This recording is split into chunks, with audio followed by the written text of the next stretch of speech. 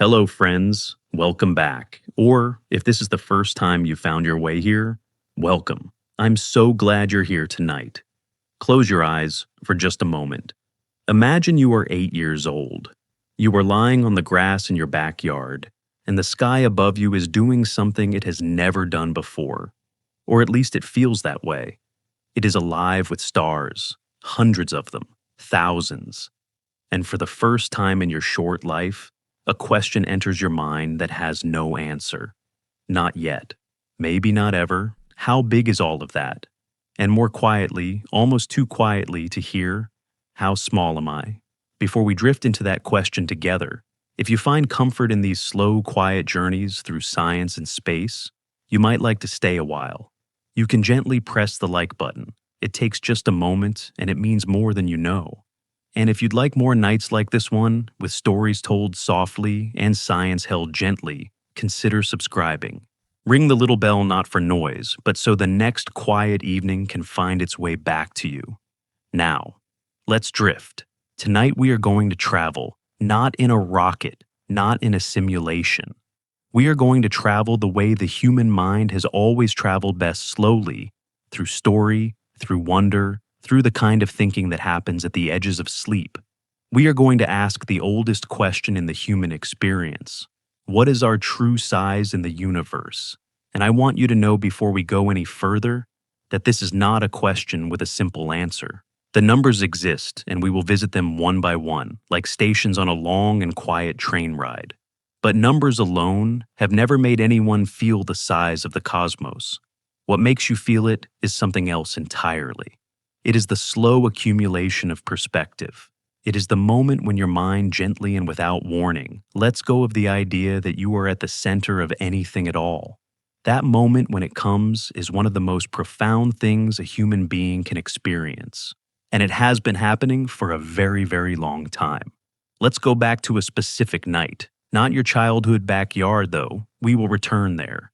Let's go back to a hillside in ancient Greece somewhere around 240 BC. A man named Eratosthenes is thinking about shadows. He had heard something curious. In the city of Syene, what we now call Aswan in southern Egypt, on a single day each year, the summer solstice, the sun shone directly into the bottom of a deep well. It cast no shadow at all. The light fell perfectly straight down, as if the sun were positioned exactly overhead. But in Alexandria, where Eratosthenes lived that same day, a vertical stick cast a shadow, a measurable shadow. Most people would have filed this away as an interesting curiosity and moved on with their day. Eratosthenes did something different. He asked, why would the same sun cast different shadows in two different cities on the same day at the same time? There is only one explanation. The surface of the earth is curved, and if it is curved, he reasoned he could measure it. Using the angle of the shadow in Alexandria, about 7.2 degrees, and the known distance between Alexandria and Syene, approximately 500 miles, he calculated the circumference of the entire earth. His answer was somewhere between 24,000 and 25,000 miles. The actual circumference of the Earth is 24,901 miles. He was right. With a stick, a shadow, and a question. 2,260 years ago. I want you to sit with that for a moment. Because here is what Eratosthenes did that most of his contemporaries could not quite bring themselves to do. He accepted the implications of his own measurement. The Earth was not flat. It was not endless. It had a size. A real calculable finite size. And everything that lived on it, every empire, every mountain, every ocean, existed on the surface of a sphere that was in the grand scheme of things measurable. That was the first step in a very long journey toward understanding our true size. And it was in many ways the most important step. Not because of the number, though the number is extraordinary, it was important because of the posture of a human being who looks at the world and says, I wonder if I can understand this. Not just accept it, not just name it, understand it. Now, here is something I want you to consider, because it is one of those beautiful collisions between science and the everyday that tends to disappear when we talk about the cosmos in purely abstract terms. You have in your lifetime probably driven across the country, or at least thought about it. A coast to coast drive across the United States from New York to Los Angeles is roughly 2,800 miles. It takes, depending on how many times you stop for coffee and how philosophically you feel about the desert, somewhere around 40 hours of driving. The circumference of the Earth is 24,901 miles. That means driving around the entire planet if there were a road. If there were no oceans, would take approximately 356 hours, about 15 days, non-stop. Now. The distance from the Earth to the Moon is 238,855 miles. That same drive to the Moon without stopping would take over 3 years and 4 months. And the Moon is our closest neighbor, our nearest companion in space. The one thing in the night sky that is close enough for humans to have actually visited, and only 12 of us ever have stood on its surface. The distance to the Moon, which feels almost neighborly when we say 238,855 miles, would take over 3 years to drive. And the Moon is right here, practically in our backyard, in cosmic terms. There is a common mistake people make when thinking about space, and I want to name it gently because it is completely understandable. When we see images of the solar system, the beautiful diagrams in textbooks, the animated simulations online, the neat little circles showing the orbits of the planets, we see them as if they are close together, as if you could sort of drift from one to the next without much trouble. The reason the diagrams look that way is that if the solar system were drawn to actual scale, with the planets at their true distances from the sun, the image would be so vast that the planets themselves would be invisible, too small to see too far apart to fit on any screen or page in any useful way. The real solar system is almost entirely empty space. If you shrank the sun down to the size of a grapefruit, about 4 inches across, and placed it on the 50-yard line of a football field, where do you think the Earth would be?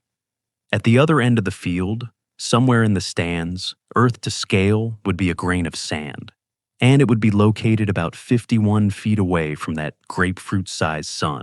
Jupiter, the largest planet in our solar system, a planet so enormous that 1,300 Earths could fit inside it, would be roughly the size of a marble, and it would sit about 260 feet away from the grapefruit sun.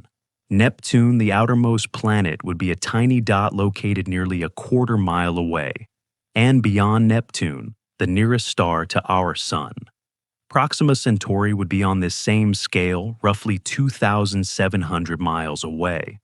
That is the distance from New York to Los Angeles, on a model where the sun is a grapefruit on a football field. And Proxima Centauri is our neighbor. Scientists suggest that when we truly absorb this, not just read it, but sit with it, something shifts, something quiet and fundamental. The universe stops being a backdrop and starts being a presence. But here is what I find most beautiful about all of this. And I say beautiful carefully because I know that for some people, these numbers feel less like wonder and more like vertigo. There is a word in German Weltschmerz, which means something like world pain. The ache that comes from realizing the world is bigger and harder than you expected. Some people feel that when they think about space, a kind of existential dizziness. I understand that feeling. I think most of us have touched it at some point, usually late at night, usually when the sky is very clear and very dark and very far above us. But I want to offer you something else. Because the story of how humans came to understand their own smallness is not a story of despair. It is, if you read it carefully, one of the most remarkable stories of courage in all of human history. Think about what it took for Eratosthenes to do what he did. He lived in a world where the Earth was considered by many to be the center of all things. The entire cosmos was thought to rotate around this world, this ground beneath your feet, this place where you were born and where you would die. To suggest otherwise, to begin measuring, to begin questioning, required a particular kind of bravery. Not the bravery of battle, but the quieter, stranger bravery of being willing to be wrong about everything you assume was true. That bravery did not disappear with Eratosthenes. It was passed forward like a torch from one curious mind to the next, across centuries and continents and languages. And tonight, we are going to follow that torch. Have you ever looked up at the night sky and tried to count the stars? Really tried, not just glance, but actually sat still and let your eyes adjust to the dark until the sky revealed more and more and more of itself. If you have, you know the feeling of running out of capacity. The mind starts to blur, the numbers stop meaning anything, and something deeper takes over, something that is not quite thought and not quite emotion, but somewhere in between. That feeling has a name in some philosophical traditions. The Japanese call it mono-no, aware the bittersweet awareness of impermanence, the ache of beauty that passes. The English romantics called it the sublime, the experience of encountering something so vast that it briefly overwhelms the self. And in that moment of being overwhelmed, something opens. Scientists suggest that this feeling, this specific cognitive and emotional response to vastness, may be one of the most uniquely human experiences we have. Other animals respond to danger. Other animals respond to food, to warmth, to companionship. But the capacity to stand beneath a sky full of stars and feel one's own smallness, and to find that smallness somehow moving, that may be something that belongs specifically to us. We are, as far as we know, the only creatures on Earth who look up and wonder. And what we have found over the centuries when we look up and wonder has changed not just science, but the entire way the human species understands its place in the story of existence. So, tonight we are going to take that journey together, slowly, quietly, without rushing toward conclusions or retreating into comforting simplifications. We will begin where you are in your body, on this earth beneath this sky. And we will move outward step by step, scale by scale, until we have traveled as far as human knowledge currently reaches. And somewhere along the way, I cannot tell you exactly where, because it is different for everyone, something will happen. Not something dramatic, not a revelation with trumpets, something much quieter than that. The kind of shift that happens when you are very still and very open. You will feel for just a moment how small you are. And in that same moment, paradoxically, inexplicably, but genuinely, you may feel how extraordinary it is that you are here at all. We are each of us a small and brief arrangement of matter that has somehow become conscious enough to ask where it came from and how large the place it lives in truly is. That is not a small thing. That is, in fact, one of the most remarkable things we know of anywhere in the cosmos. But we are only at the beginning of this journey. The ground is still solid beneath you. The sky is still above you. The distances are still manageable. The numbers are still just barely within reach. That is about to change, because just below your feet, pressed into the soil of this ancient world, is a story that stretches back 4.5 billion years, and it has been waiting quietly for exactly this moment. The atoms inside your body right now, the ones making up your bones, your blood, the soft tissue behind your eyes were forged inside a star that died before our sun even existed. Not metaphorically, not poetically, literally. Every atom of calcium in your skeleton, every atom of iron carrying oxygen through your veins. At this very moment, those atoms were cooked inside the collapsing core of a massive star in a nuclear furnace so hot it makes the center of our sun look mild. And when that star died, when it exploded in a supernova so bright it would have outshone entire galaxies, it scattered those atoms into space, into a drifting cloud of gas and dust that eventually, over hundreds of millions of years, collapsed under its own gravity, formed our solar system, formed this Earth, and eventually, in one of the quietest miracles in the history of the cosmos, became you. You are not on the Earth. In the deepest sense, you are made of it. Made of the same ancient matter that has been cycling through stars and space and stone and sea for billions of years before your first breath. And that changes everything about how we understand our size. Let's start with a number that is almost impossible to hold in the mind, but worth trying. The Earth is approximately 4.54 billion years old. Scientists know this with remarkable precision thanks to radiometric dating, a method that measures the decay of radioactive isotopes in ancient rocks and meteorites. The oldest rocks ever found on Earth's surface, discovered in northwestern Canada in a region called the Acasta Gneiss, have been dated to about 4.03 billion years ago. Meteorites that formed during the earliest days of our solar system push that timeline even further back, 4.54 billion years.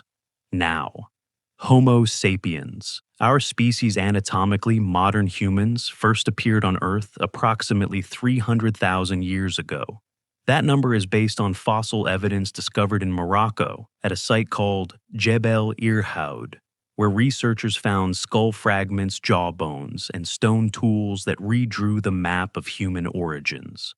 Before that discovery, the accepted age of our species was closer to 200,000 years.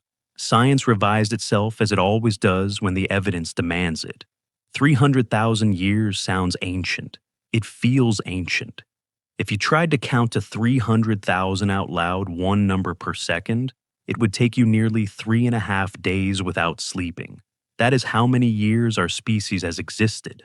And yet, compared to the age of the Earth, 300,000 years is almost nothing. Here's the comparison I want you to feel, rather than just hear.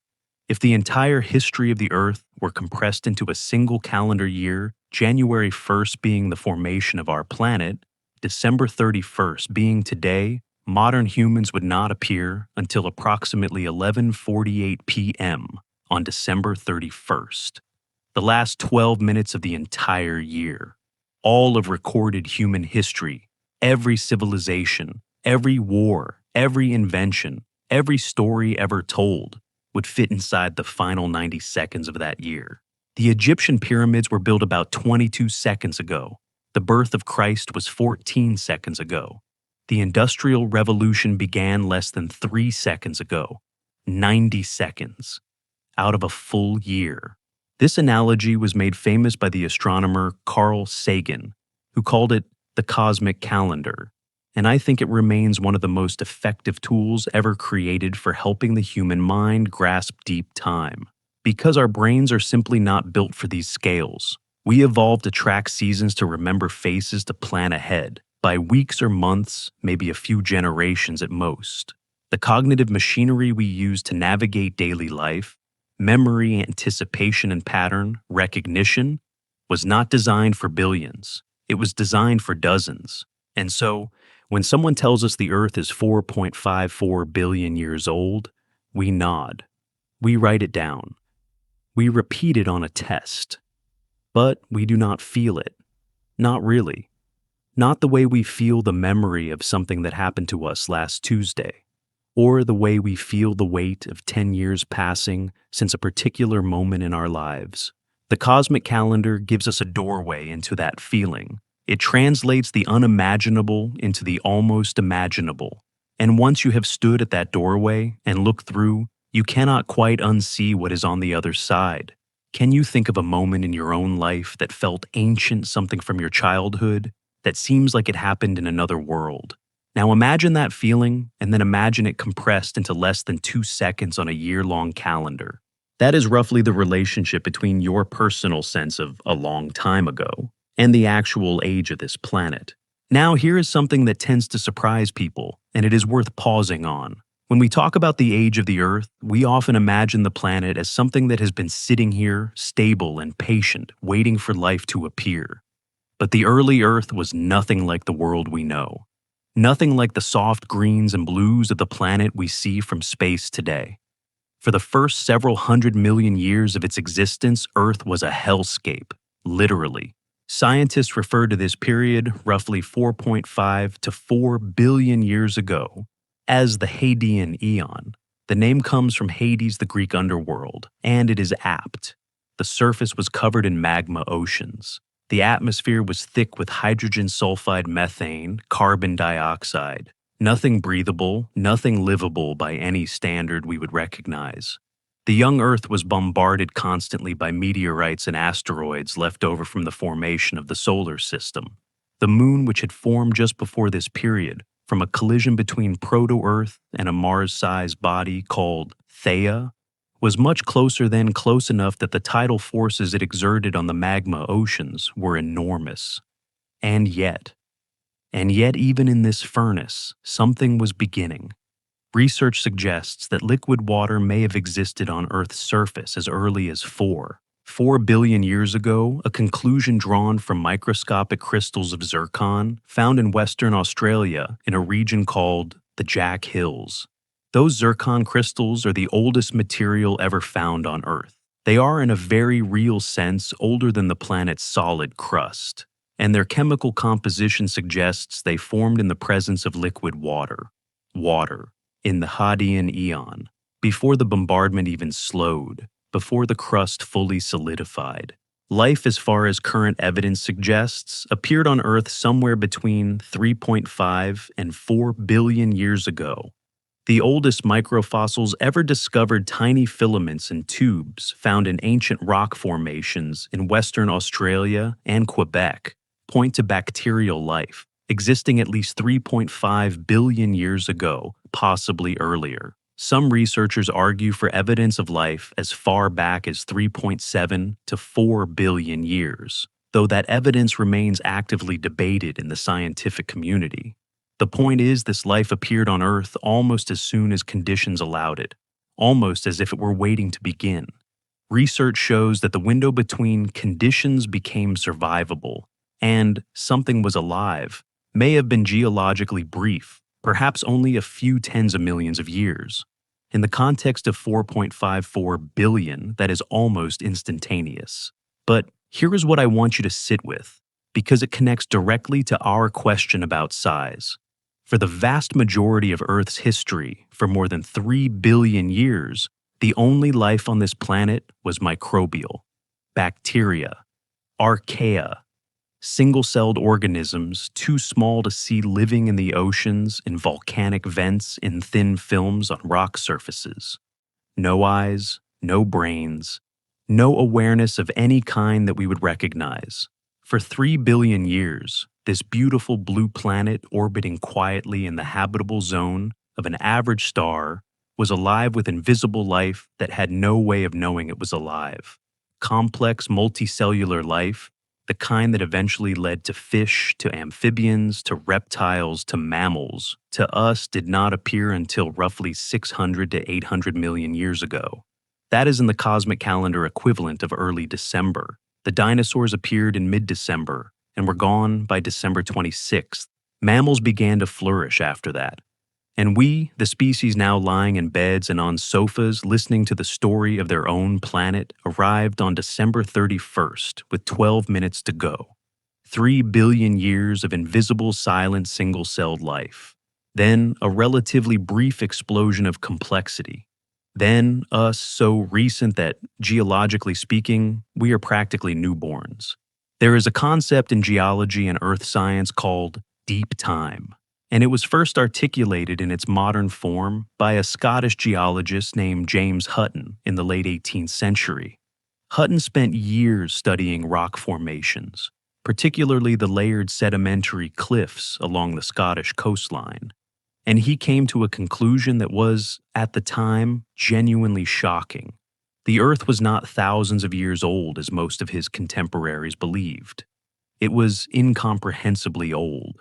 The processes he observed, erosion deposition, the slow movement of rock operated at rates so gradual that only an almost unimaginable span of time could explain what he was seeing.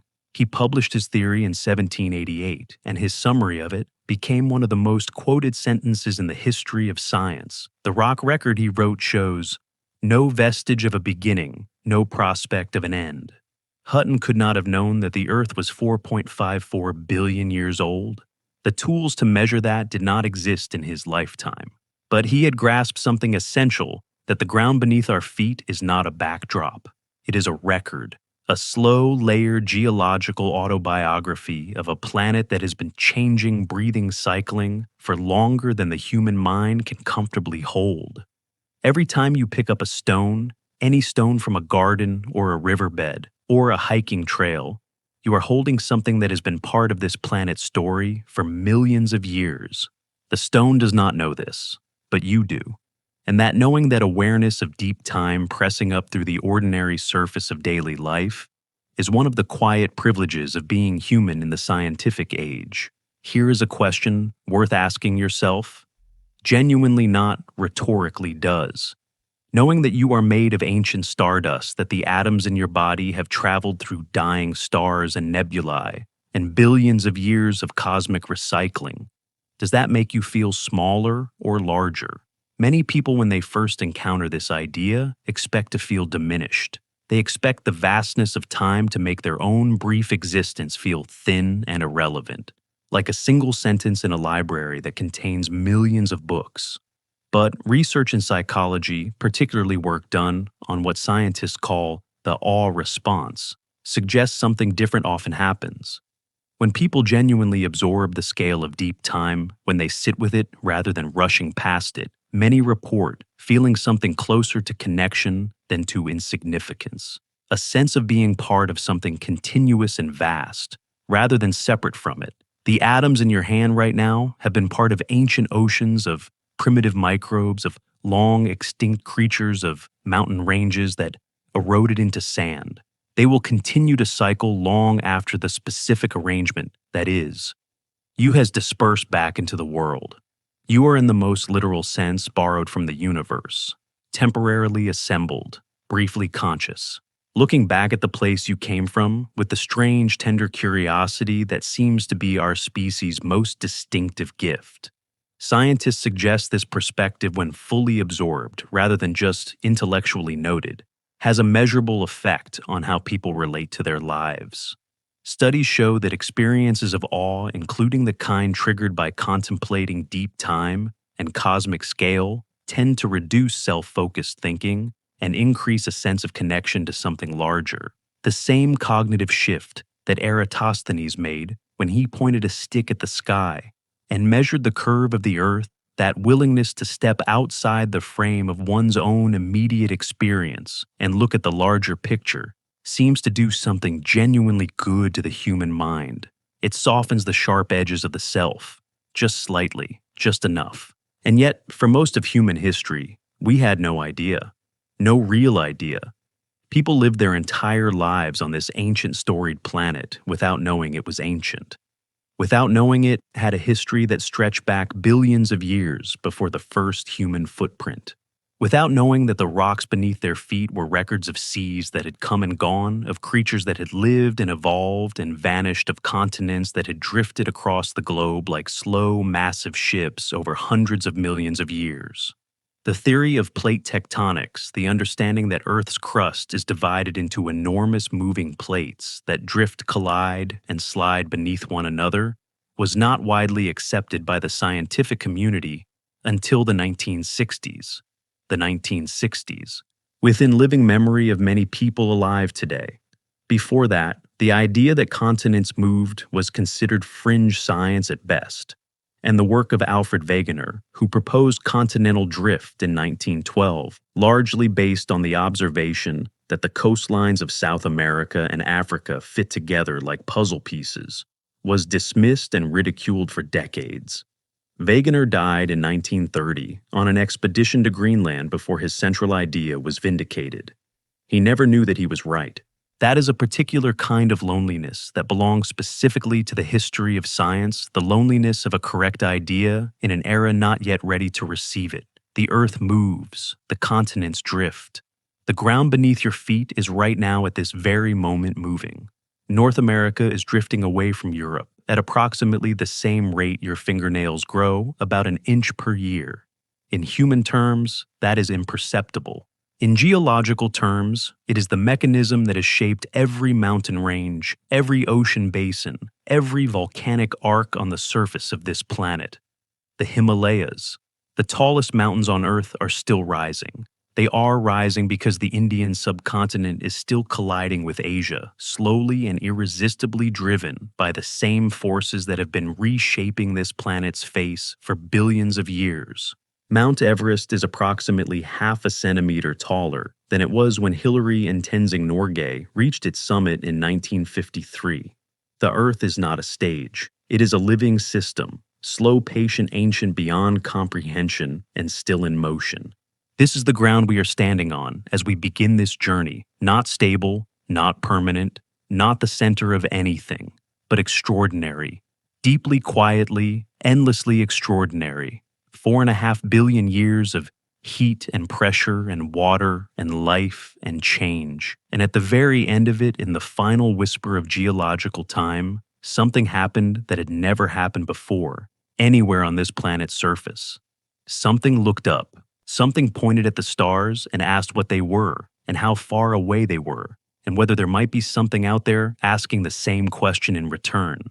And as we lift our eyes from this ancient ground toward the sky above it, the first thing we encounter brilliant and enormous, and yet as we are about to discover far more ordinary than it appears, is the star we call the sun. The sun rises every morning, and because it does, we have largely stopped seeing it. That is the quiet tragedy of familiarity. The most powerful object in our entire solar system, a nuclear furnace 865,000 miles across, converting 600 million tons of hydrogen into helium every single second, radiating enough energy in 1 second to power all of human civilization for 500,000 years, has become to most of us simply the thing that tells us it is time to wake up. We put on sunscreen and squint and move on with our day. But tonight, let's actually look at it. Not with our eyes never directly, but with the slow, patient attention it has always deserved. Because when you truly understand what the sun is, and more importantly, what it is not, something shifts in the way the sky feels above you. Let us begin with a number that tends to stop people mid-thought. The sun contains 99.86% of all the mass in our entire solar system. Everything else, every planet, every moon, every asteroid, every comet, every particle of dust, drifting between the orbits accounts for the remaining 0.14%. Jupiter, the largest planet, the giant that could swallow more than 1,300 Earths, represents about 0.1% of the solar system's total mass on its own. Everything else, including Earth, is essentially a rounding error. The sun does not merely dominate our solar system. It essentially is our solar system, with some small debris orbiting around it. In terms of pure size, if the sun were a hollow sphere, you could fit approximately 1.3 million Earths inside it. Not packed tightly, just dropped in the way you might drop marbles into a jar. 1.3 million Earths rattling around inside a single star. And yet, and here is where this story takes its first unexpected turn, the sun is not a large star. Not even close. By the standards of the Milky Way galaxy, our sun is thoroughly, almost embarrassingly average. Astronomers classify stars by their size, temperature, and luminosity, using a system called the Hertzsprung-Russell diagram, a tool developed independently by Einar Hertzsprung of Denmark and Henry Norris Russell of the United States in the early 20th century. On this diagram, stars are plotted according to their brightness and their surface temperature, and what emerges is a remarkable pattern. Most stars fall along a diagonal band called the main sequence, with cool, dim red stars at one end and hot, brilliant blue stars at the other. Our sun sits comfortably in the middle of this sequence. It is classified as a G-type main sequence star, a yellow dwarf, in common terminology. That classification tells you something important.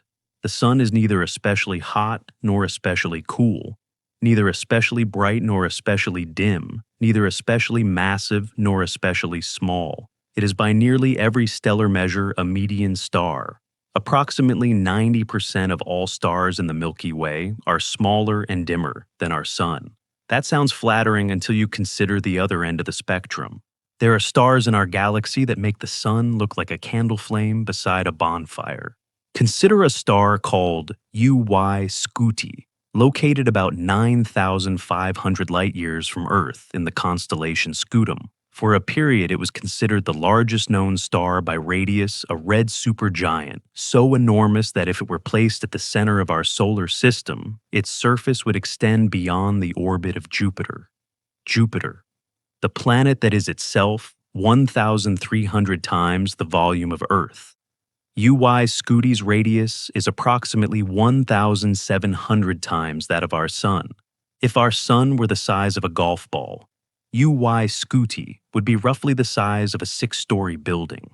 Or consider Stephenson 218, AO, more recently measured hypergiant that may be even larger, with a radius estimated at around 2,150 solar radii. A star so vast that light traveling at 186,000 miles per second would take approximately 8.5 hours just to travel around its equator once. Around our Sun, that same journey takes about 14.5 seconds. These are not distant abstractions. These stars exist in our galaxy, our neighborhood cosmically speaking, and our Sun, the object that powers all life on Earth, that has been worshipped as a god by dozens of civilizations across human history, sits among them as an unremarkable medium-sized point of light. But here is something that tends to get lost in the spectacle of stellar superlatives, and it is worth pausing on, because it carries a lesson that goes beyond astronomy. The Sun's very ordinariness may be one of the primary reasons we exist. The largest, most massive stars, the blue supergiants, the hypergiants, burn extraordinarily hot and fast. They consume their nuclear fuel so rapidly that their lifespans are measured not in billions of years, but in millions. A star 20 times the mass of our Sun might live for only 8 to 10 million years before exhausting its fuel and exploding in a supernova. That sounds like a long time in human terms.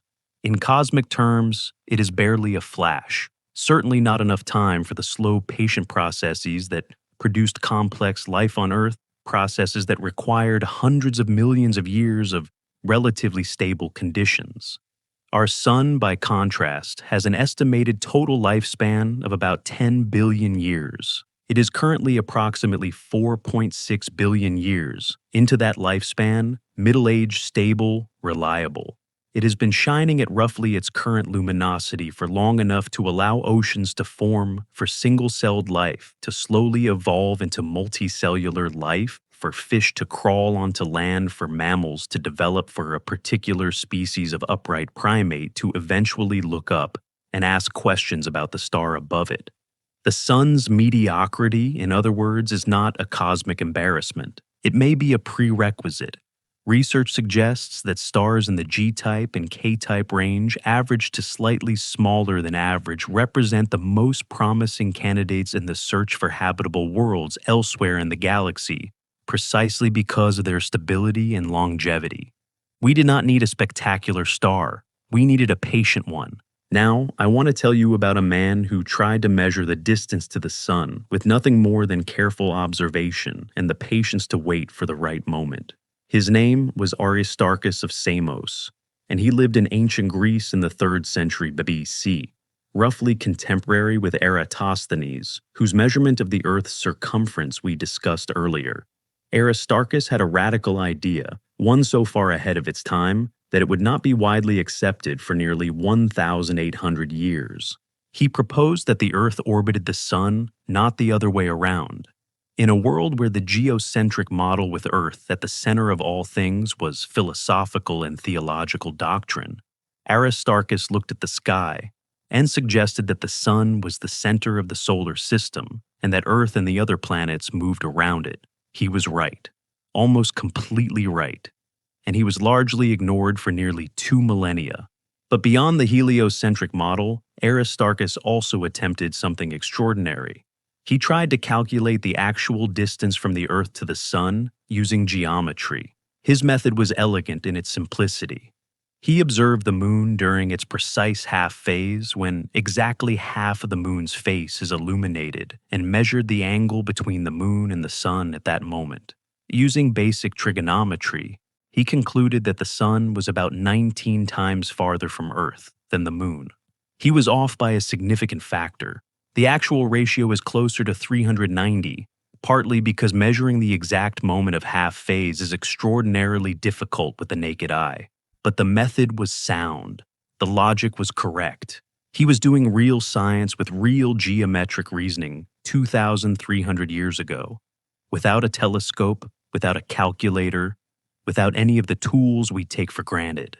And he arrived at a conclusion that, even with its inaccuracy, correctly conveyed the essential truth: the sun is very, very far away. Far enough that the Earth, by comparison, is tiny. The actual distance from the Earth to the sun, a value astronomers call 1 astronomical unit, or 1 AU, is approximately 93 million miles. That number was pinned down with increasing precision over centuries, culminating in a precise measurement using radar in the mid-20th century. 93 million miles. It is the yardstick of our solar system, the unit by which all other planetary distances are measured. And what does 93 million miles feel like? Light traveling at 186,000 miles per second takes approximately 8 minutes and 20 seconds to travel from the surface of the sun to the surface of the Earth. That means, when you look at the sun, when you squint at the bright disk in the sky, you are not seeing the sun as it is now. You are seeing it as it was 8 minutes and 20 seconds ago. You are looking into the recent past. This is a small version of a much larger phenomenon we will return to later in our journey tonight: the fact that looking at distant objects in space is always inherently looking backward in time. But even at this relatively small scale, 93 million miles, 8 minutes of light travel, the implication is already slightly vertiginous if you let yourself feel it. The sun you see at sunrise has already been burning for 8 minutes and 20 seconds since that light left its surface. By the time the warmth of a summer afternoon reaches your skin, the photons carrying that warmth departed the sun's surface more than 8 minutes earlier. You are every single day bathing in the light of a recent past. Here is a common misconception worth addressing directly, because it tends to distort people's understanding of both the sun and our place in the solar system. Many people, when they visualize the solar system, imagine the planets as being relatively evenly spaced, like beads on a string or positions on a racetrack. Mercury close Venus next, then Earth, then Mars, and so on, outward at fairly regular intervals. The actual spacing is nothing like that. The distances between planets increase dramatically as you move outward from the sun, following a rough mathematical pattern sometimes called the Titius-Bode law. Mercury orbits at 0.39 astronomical units from the sun. Earth orbits at 1 astronomical unit. Mars is at 1.52 astronomical units, not dramatically farther than Earth in relative terms. But Jupiter, the next major body, outward orbits at 5.2 astronomical units.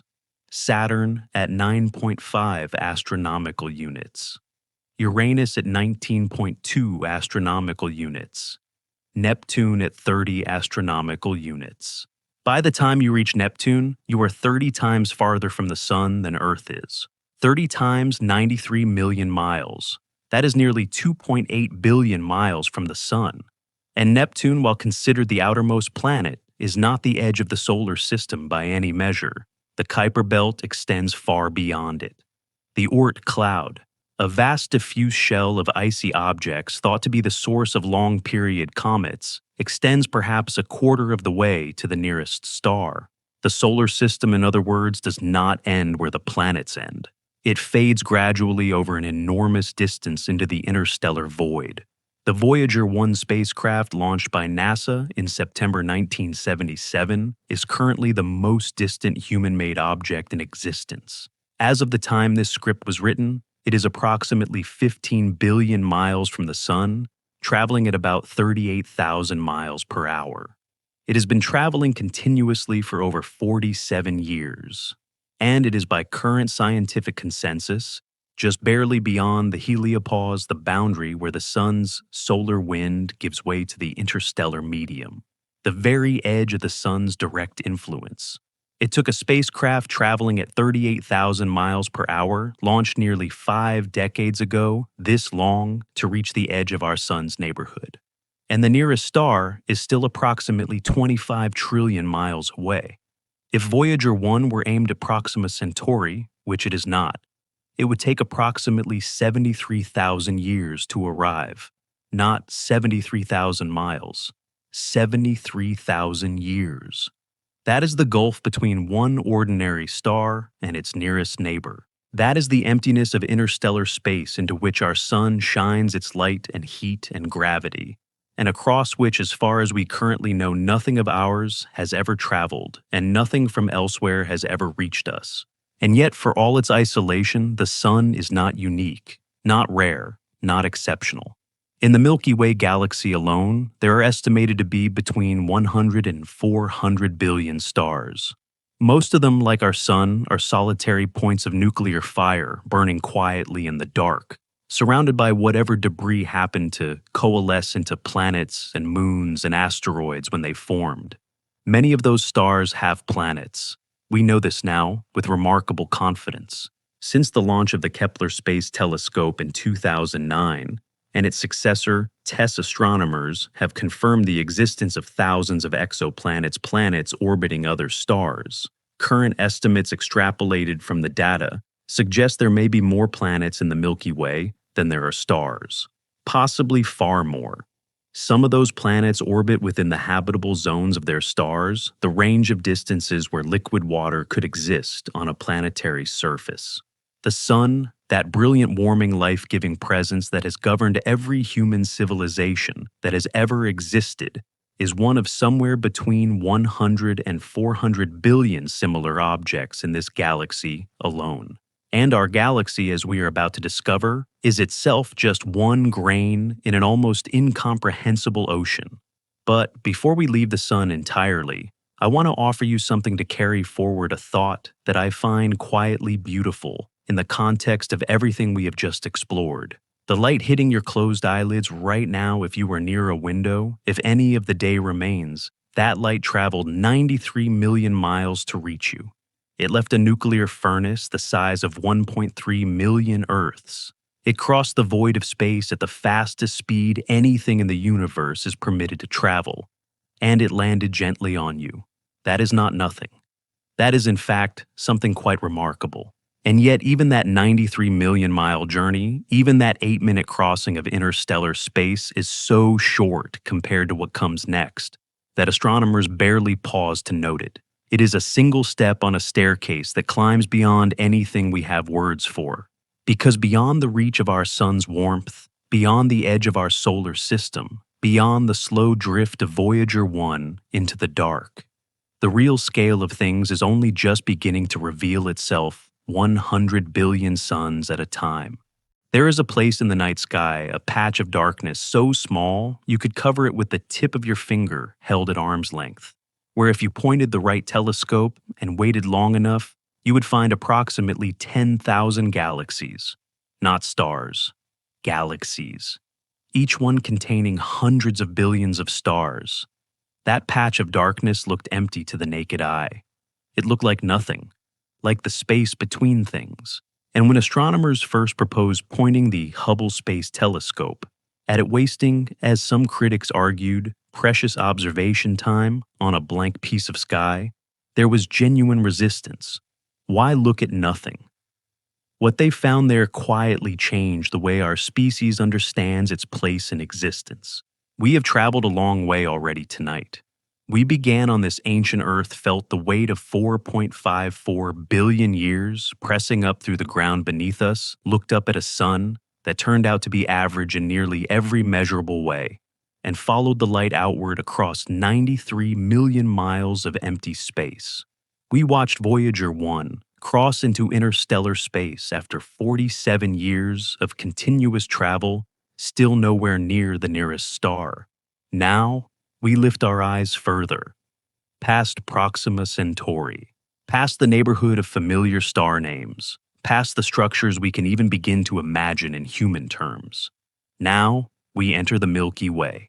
Our galaxy, the Milky Way, is a barred spiral galaxy. That means it has a dense central bar of stars, from which 2 or more spiral arms extend outward, curving slowly through space like the arms of a vast luminous pinwheel. From above, if such a perspective were possible, it would look something like a more elaborate version of a hurricane, viewed from a weather satellite, a swirling disk of light with a bright, dense core and long trailing arms of stars, gas, and dust. The diameter of the Milky Way is estimated at approximately 100,000 light years. A light year, the distance light travels in 1 year, moving at 186,000 miles per second, is about 5.88 trillion miles. So, the Milky Way is roughly 100,000 multiplied by 5.88 trillion miles across. That number has so many zeros that writing it out in full serves no practical cognitive purpose.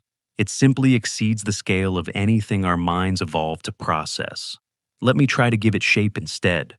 If you shrank the entire Milky Way down to the size of the continental United States, so that the galaxy's full 100,000 light-year diameter was compressed into the roughly 2,800-mile width of America from coast to coast, our entire solar system, including the Sun, all 8 planets, the Kuiper Belt, and the outer reaches of the Oort cloud, would be smaller than a single grain of sand, somewhere in the middle of Kansas probably, invisible without a magnifying glass. That is the scale of our galaxy relative to our solar system. And our solar system, remember, is already so large that it took Voyager 1 nearly 5 decades of continuous travel at 38,000 miles per hour to reach its edge. Our Sun sits within one of the Milky Way's spiral arms, a region called the Orion Arm, or sometimes the local spur, located approximately 26,000 light-years from the galactic center. We are not in the center of our galaxy. We are not near the center. We are in galactic terms a suburban address, roughly halfway between the dense star-packed core and the outer edge of the disk. At the center of our galaxy lies something that took decades of careful observation to confirm and whose nature remained controversial well into the 21st century. In 2022, the Event Horizon Telescope collaboration released the first direct image of it, a supermassive black hole called Sagittarius. A star, pronounced Sagittarius A star. Its mass is approximately 4 million times the mass of our Sun.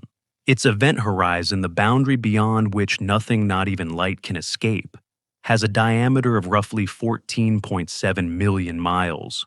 For reference, our Sun's diameter is 865,000 miles. This black hole's event horizon alone is about 17 suns across. And Sagittarius A star is considered a relatively quiet, relatively modest supermassive black hole. Some galaxies harbor central black holes billions of times the mass of our Sun.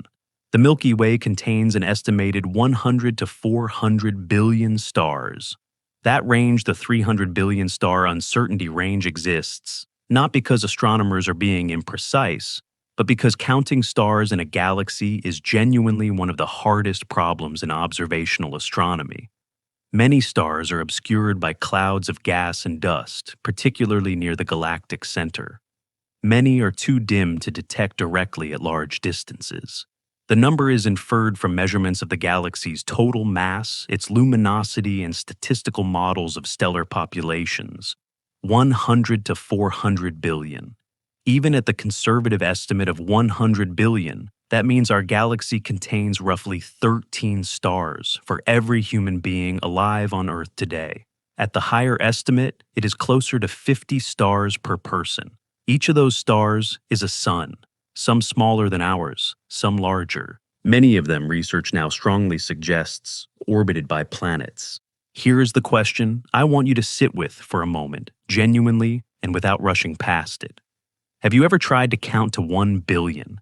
If you counted one number per second, without stopping, without sleeping, without eating, 1, 2, 3, 4, every second of every minute of every hour, it would take you approximately 31.7 years to reach 1 billion. Your entire childhood, your teenage years, your 20s, your 30s gone just counting.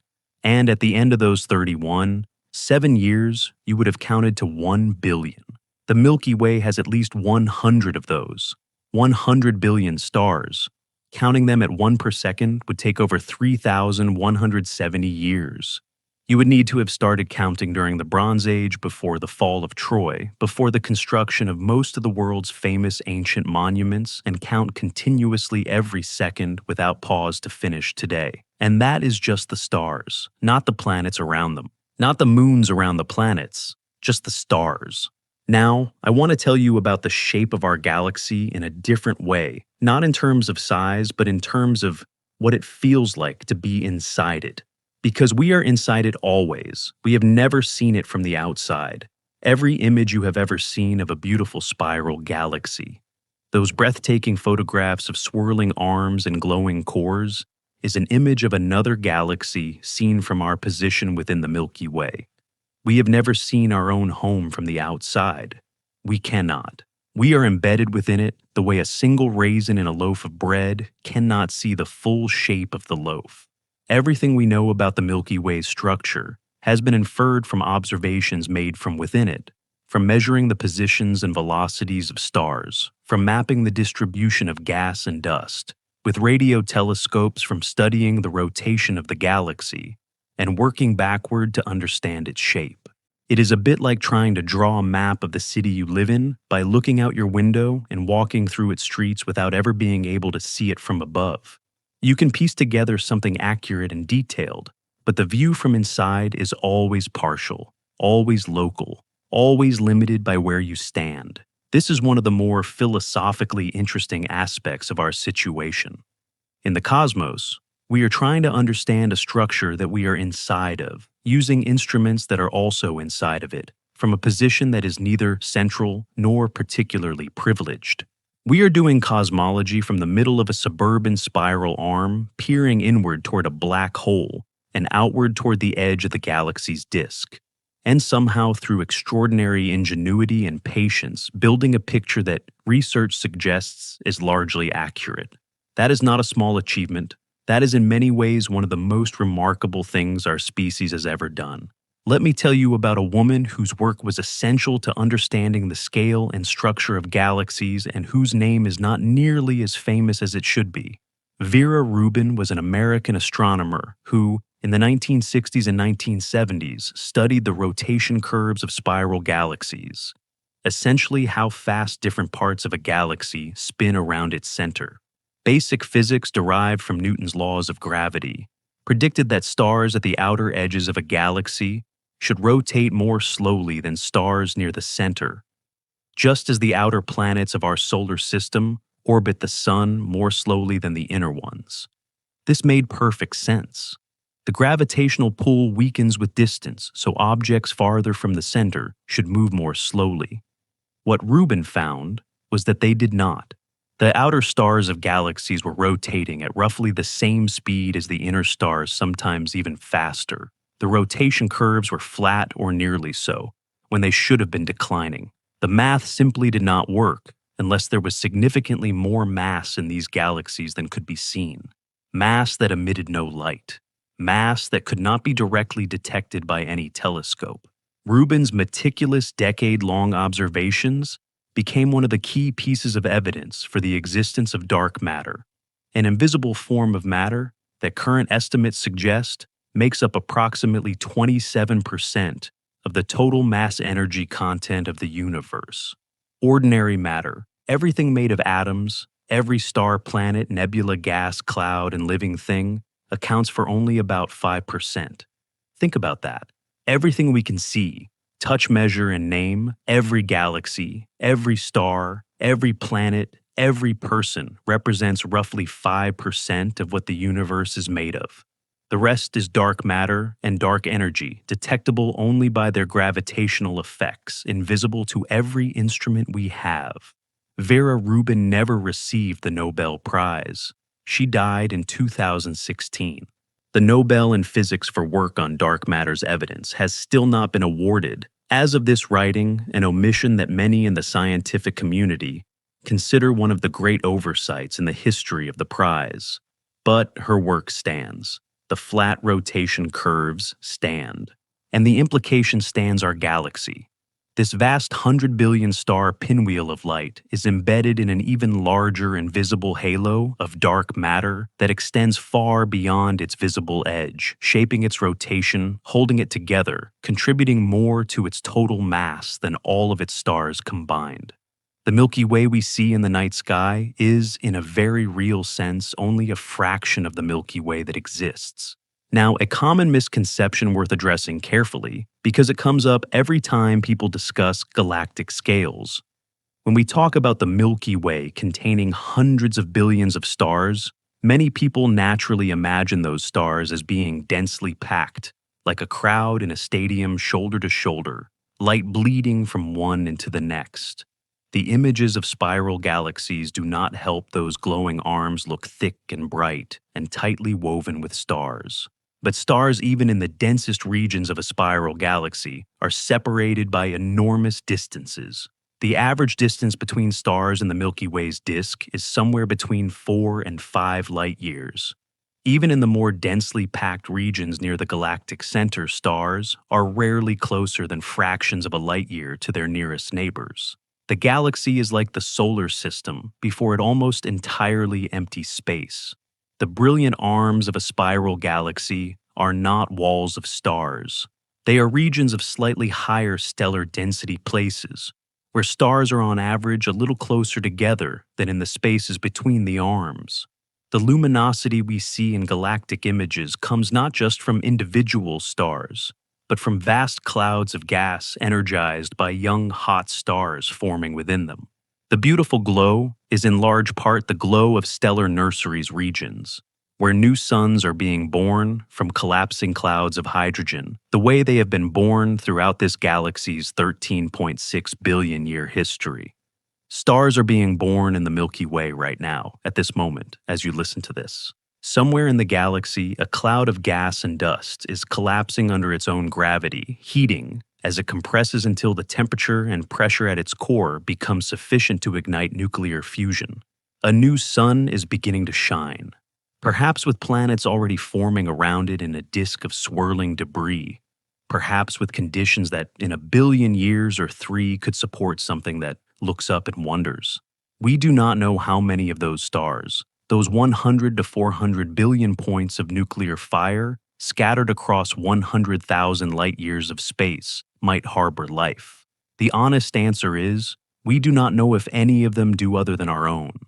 The search for extraterrestrial life through radio signals detection, through the study of exoplanet atmospheres, through the analysis of chemical biosignatures, is ongoing, active, and so far unrewarded with a confirmed detection.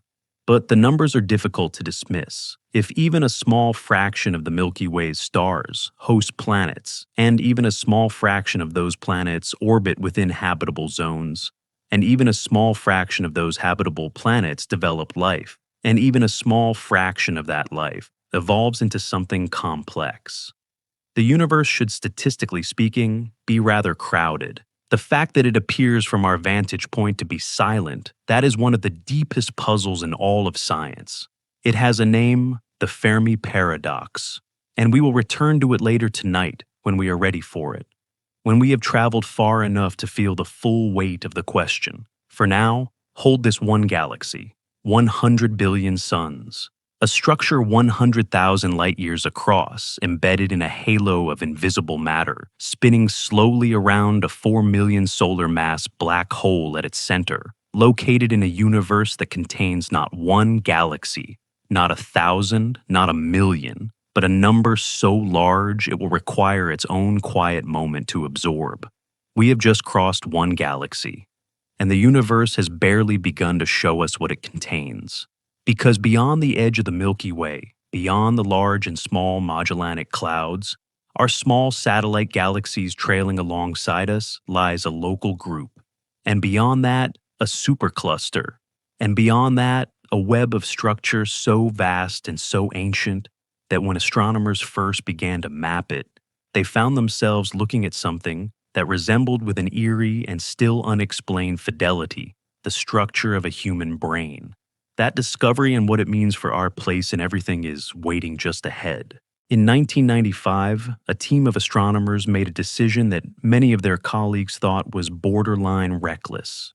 They pointed the Hubble Space Telescope, at the time the most powerful optical telescope ever placed in orbit, representing billions of dollars and decades of scientific ambition, at a patch of sky near the Big Dipper that contained, as far as anyone could tell, absolutely nothing. No bright stars, no known galaxies, no catalogued objects of any significance. Just darkness. Empty, featureless, unremarkable darkness in a region of sky small enough that you could cover it completely with a grain of sand held at arm's length. They kept it pointed there for 10 consecutive days, 150 orbits of the Earth, over 342 individual exposures, carefully stacked and processed into a single image. What came back was so unexpected, so quietly overwhelming, that astronomers still describe it as one of the most important images ever taken by a human instrument. In that tiny grain of apparent nothingness, the telescope found approximately 3,000 galaxies, each one a separate island of hundreds of billions of stars, scattered across billions of light-years of space, each one existing fully formed and ancient in a patch of sky that the naked human eye registers as empty. The image was called the Hubble Deep Field, and it told us something we had not until that moment truly felt in our bones: the universe is not mostly stars. The universe is mostly galaxies, and there are far, far more of them than anyone had imagined. When we left Part 4, we were standing at the edge of the Milky Way, one galaxy 100,000 light-years across, containing between 100 and 400 billion stars. A structure so vast that our entire solar system, tucked into a suburban spiral arm, is invisible at galactic scale. We noted that the universe contains not one galaxy, but many. The Hubble Deep Field gave us 3,000 in a grain of sand-sized patch of sky. Let us now do the arithmetic that the deep field implies.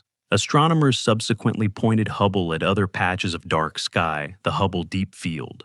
South in 1998, the Hubble Ultra Deep Field in 2004, and the Extreme Deep Field in 2012, each one exposing longer and reaching further back in time. The results were consistent.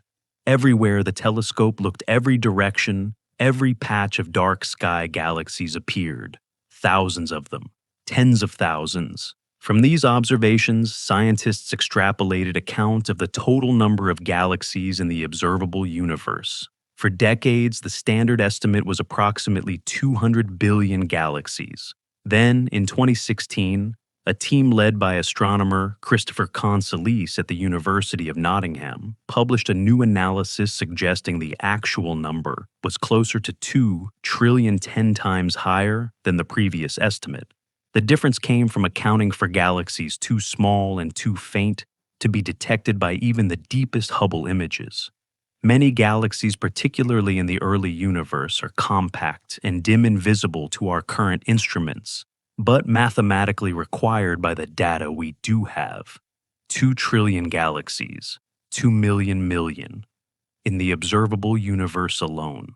I want to pause on that phrase, the observable universe, because it carries within it one of the most important and most commonly misunderstood ideas in all of cosmology. When astronomers say observable universe, they do not mean the universe we have observed so far, in the sense of the parts we have gotten around to looking at.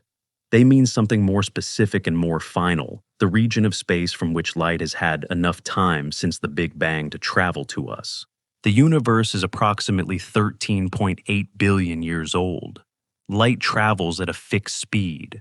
Therefore, the furthest we can possibly see in any direction is the distance light could have traveled in 13.8 billion years. Beyond that horizon, light from those regions has not yet had time to reach us. Those regions exist, or at least current cosmological models strongly suggest they exist, but we cannot see them, cannot detect them, cannot in any currently known way receive information from them. They are beyond our cosmic horizon. The observable universe is therefore not the whole universe. It is the bubble of existence that is in principle accessible to us. a sphere approximately 93 billion light years in diameter, larger than 13.8 billion light years in radius, because the universe has been expanding while that ancient light traveled toward us. The total universe beyond this bubble may be vastly larger. Some models suggest it is effectively infinite. Others propose it is finite, but still incomprehensibly larger than the observable portion. We do not know. We may never know. The observable universe is by definition the limit of our knowing the edge of the map, beyond which the parchment simply ends. Now let us place ourselves within this structure, this 2 trillion galaxy observable universe, and try to feel, rather than simply note what it means. The Milky Way is one of those 2 trillion galaxies. It belongs to a small cluster of galaxies called the local group, which contains about 54 known members. The dominant members are the Milky Way and the Andromeda Galaxy, also known as M31, which is slightly larger than our own, containing perhaps a trillion stars, located approximately 5 million light years away. You can see Andromeda with the naked eye on a clear dark night in the constellation Andromeda. It appears as a faint smudged oval of light. What you are seeing when you look at it is the combined glow of a trillion stars compressed by distance into something your eye registers as barely a smear of pale light. That smear of pale light, incidentally, is on a collision course with us. Andromeda and the Milky Way are approaching each other at approximately 70 miles per second, driven together by mutual gravitational attraction. In approximately 4.5 billion years, roughly the current age of the Earth, the 2 galaxies will begin to merge. It will not be a violent collision in the way we tend to imagine collisions. Because both galaxies are mostly empty space, very few stars will actually collide directly. Instead, the 2 spiral structures will pass through each other, distorting and stretching their spiral arms, dissolving into chaotic streams of stars over a process lasting hundreds of millions of years. The eventual result will be a new larger elliptical galaxy, already nicknamed Milky Way by some astronomers, with a structure quite different from either of its progenitors. Our Sun will almost certainly survive the merger. It will be flung into a different orbit, possibly toward the outskirts of the new combined galaxy. Whether Earth will still be habitable by then is a separate question. Our Sun will have already entered its red giant phase by that point, likely having rendered the inner solar system uninhabitable long before the galaxies collide. The local group, our small neighborhood of 54 galaxies, is itself a member of a much larger structure called the Virgo supercluster, also known as the local supercluster. This supercluster contains more than 100 galaxy groups and clusters stretching across approximately 110 million light years of space. For a long time, the Virgo supercluster was considered our cosmic home address at the largest scale. Then in 2014, a team of astronomers led by Brent Tully at the University of Hawaii redrew the map. Using data on the motions of thousands of galaxies tracking how they flow through space under the influence of gravity, they identified a vast superstructure of which the Virgo supercluster is just one small lobe. They called it Laniakea, a Hawaiian word meaning immeasurable heaven. Laniakea is a supercluster of superclusters, a gravitational watershed containing approximately 100,000 galaxies, spanning roughly 520 million light years. Its total mass is estimated at the equivalent of 100 million billion suns. Our address updated Earth Solar System, Orion Arm, Milky Way Galaxy, Local Group, Virgo Supercluster, Laniakea Supercluster, Observable Universe. Each layer of that address is almost incomprehensibly larger than the one before it, and Laniakea itself is just one of many superclusters distributed across the observable universe, connected by vast filaments of gas and dark matter in a structure that cosmologists call the cosmic web. The cosmic web is one of the most beautiful and strange discoveries in the history of astronomy, and I want to describe it carefully because it deserves that care. When astronomers began mapping the large-scale distribution of galaxies in 3 dimensions using surveys like the Sloan Digital Sky Survey, which has mapped the positions of millions of galaxies they found, that galaxies are not randomly distributed through space. They are not scattered evenly like raisins in bread or clustered in simple blobs. Instead, they are arranged in an intricate 3 dimensional web of filaments and sheets surrounding vast empty regions called voids. The filaments are the densest structures, long thread-like concentrations of dark matter and gas, along which galaxies cluster like dew on a spider's web. Where filaments intersect galaxy clusters form the most massive gravitationally bound structures in the universe. Between the filaments and clusters lie the voids, enormous regions of space, nearly empty of galaxies spanning hundreds of millions of light years. The largest known void, the KBC void, is estimated to be approximately 2 billion light years across. We may, in fact, live within a smaller void ourselves, a region of slightly below average galaxy density that some researchers have proposed as a partial explanation for certain puzzling discrepancies in cosmological measurements. The cosmic web is in structure hauntingly similar to something much smaller and much closer to home. When neuroscientists map the network of neurons in the human brain, the 100 billion nerve cells connected by trillions of synapses, forming a dense and intricate web of connections, the resulting images bear a striking visual resemblance to maps of the cosmic web. Filaments of neurons clustering at nodes, surrounded by relatively empty regions, organized into a vast and self-similar network. The resemblance is, as far as current science can determine, coincidental, a product of similar mathematical principles governing the formation of networks under gravity and electrochemical dynamics, respectively. But it is difficult to look at images of both side by side and not feel something, some quiet, wordless sense of a pattern that recurs at scales from the microscopic to the cosmological, a universe that somehow rhymes with itself.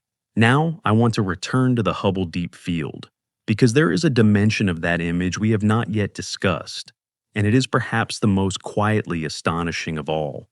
When the Hubble Space Telescope collected those 10 days of light from that grain of sand patch of sky, it was not just collecting the light from distant galaxies as they appear today. It was collecting ancient light photons that had been traveling through space for billions of years before entering the telescope's lens. The further away a galaxy is, the older the light arriving from it. The galaxies in the deep field are not all at the same distance. Some are relatively nearby, cosmologically speaking, a few 100 million light years away. Others are several billion light years distant, and the faintest, smallest, most irregular-looking smudges in the image are the most distant of all galaxies seen as they existed when the universe was less than 1 billion years old, when the first large-scale structures were just beginning to assemble from the primordial gas left over from the Big Bang. The Hubble Deep Field is in a single image, a cross-section through time. Looking at it, you are simultaneously seeing the universe as it is now, as it was 1 billion years ago, as it was 5 billion years ago, as it was 10 billion years ago. The image contains galaxies at dozens of different epochs of cosmic history, stacked in depth, each one a window into a different moment of the universe's past. We are always, when we look at the sky, looking into the past. But the deep field makes that truth visceral. It transforms it from a fact into an experience. When you truly look at that image and understand what you are seeing, time stops feeling like a line from past to present and starts feeling more like a landscape, something you can look across, something that extends in all directions, something that has depth. Here is a question I want to leave gently in your mind. If there are 2 trillion galaxies in the observable universe, each containing hundreds of billions of stars, and many of those stars host planets, and the universe has been running for 8 billion years, what are the chances that in all of that, the only place where something looks up and wonders is here? On this small, rocky, water-covered world, orbiting an average star in a suburban spiral arm of one unremarkable galaxy among 2 trillion. The honest scientific answer is, we do not know. We genuinely do not know. The probability calculations depend entirely on assumptions about how readily life arises, how readily it becomes complex, how readily it becomes intelligent. And we have exactly one data point: us. Some researchers consider the sheer scale of the universe to be overwhelming evidence that we cannot be alone. Others point to the silence, the absence of any detected signal, any confirmed contact, any unambiguous evidence of life beyond Earth, as suggesting that intelligence at least may be genuinely rare. Both positions are held by serious scientists. Neither has been proven. What we do know is this: in a universe of 2 trillion galaxies each, containing hundreds of billions of stars, the Milky Way is one grain of sand on a beach that stretches beyond the horizon in every direction. And within that grain of sand, our solar system is a dust speck. And on that dust speck, we exist briefly consciously aware of the beach, aware of our own improbable presence upon it. That awareness, the awareness of scale of depth of the 2 trillion galaxies pressing silently outward in every direction, has no survival value. It did not help our ancestors find food or avoid predators. It does not make us stronger or faster or more reproductively successful. It is, in the strictest biological sense, completely unnecessary. And yet, here we are lying quietly in the dark thinking about it. The universe is under no obligation to make sense to us, and yet, with extraordinary patience, we have made sense of it, or at least of the part we can see.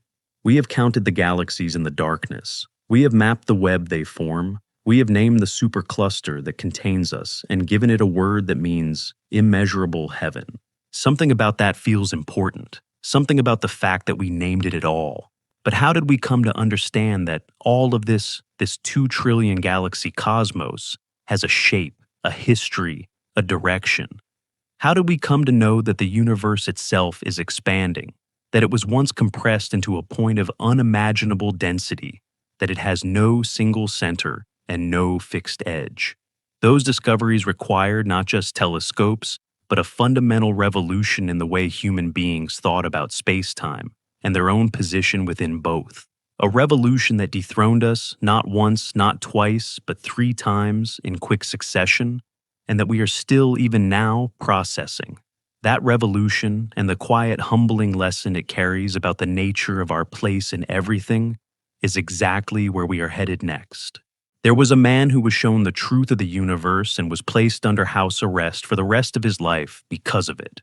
His name was Galileo Galilei. And the truth he was shown, not invented, not theorized, but actually seen through the lens of a telescope he had built with his own hands, was that the Earth was not the center of everything, that the sun did not orbit us, that we orbited it, that the heavens were not perfect, unchanging, and arranged for our benefit, but were instead dynamic, scarred, and indifferent to human theology.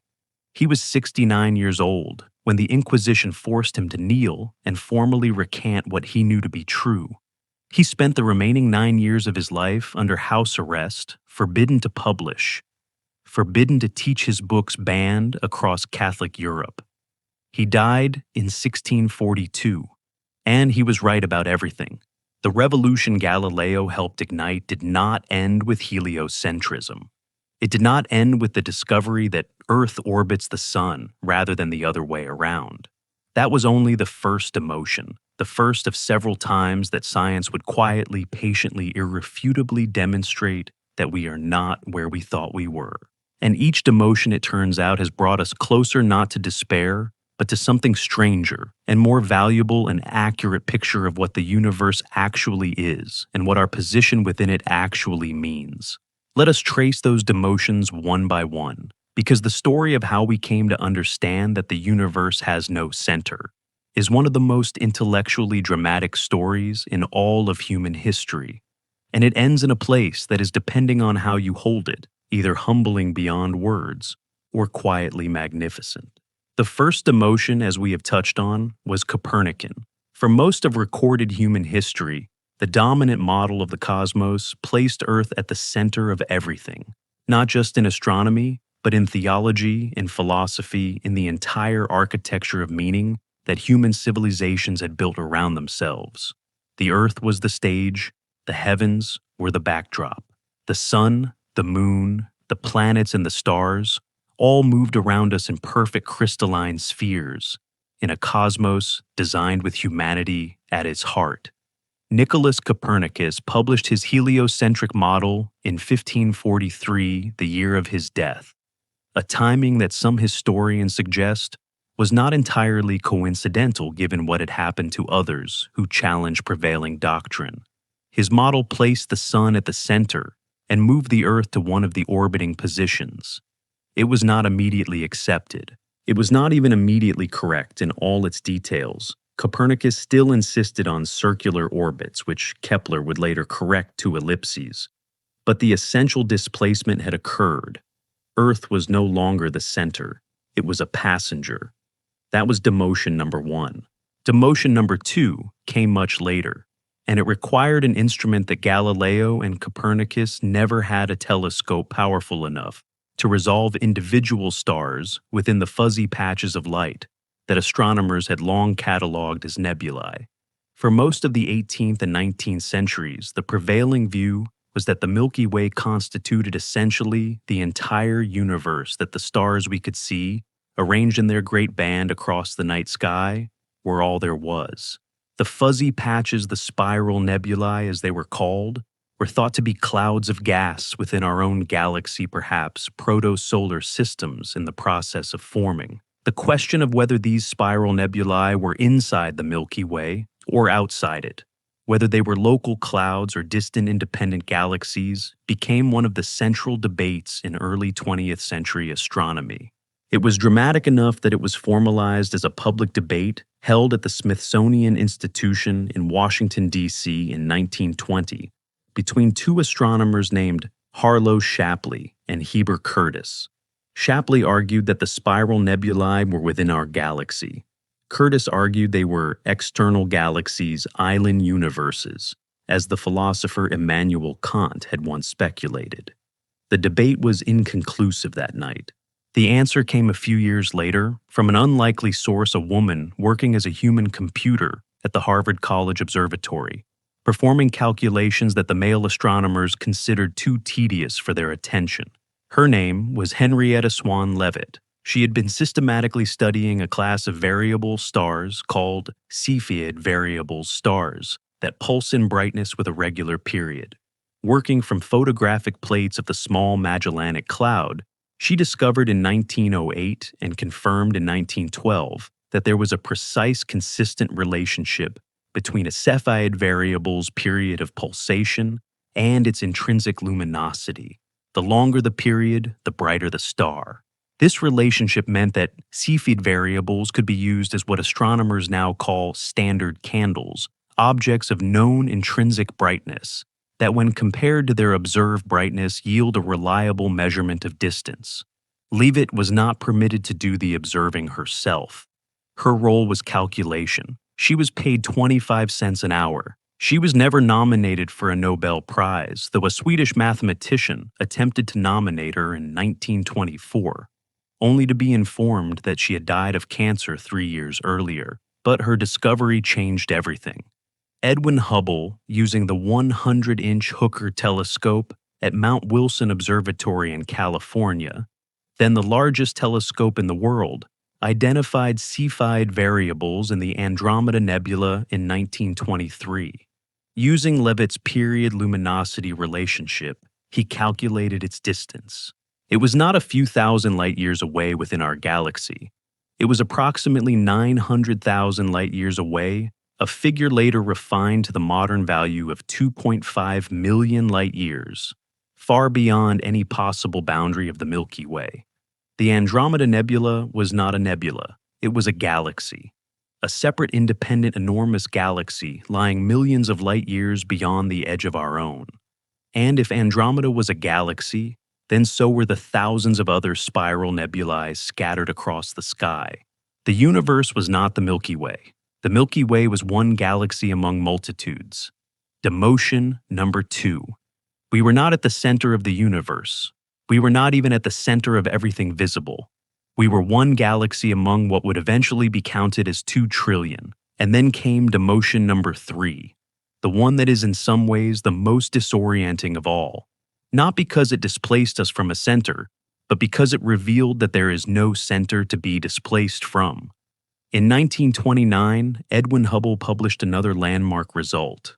Analyzing the light from dozens of distant galaxies, he found that the light from almost all of them was redshifted, stretched toward the red end of the spectrum, in a way that indicated the galaxies were moving away from us.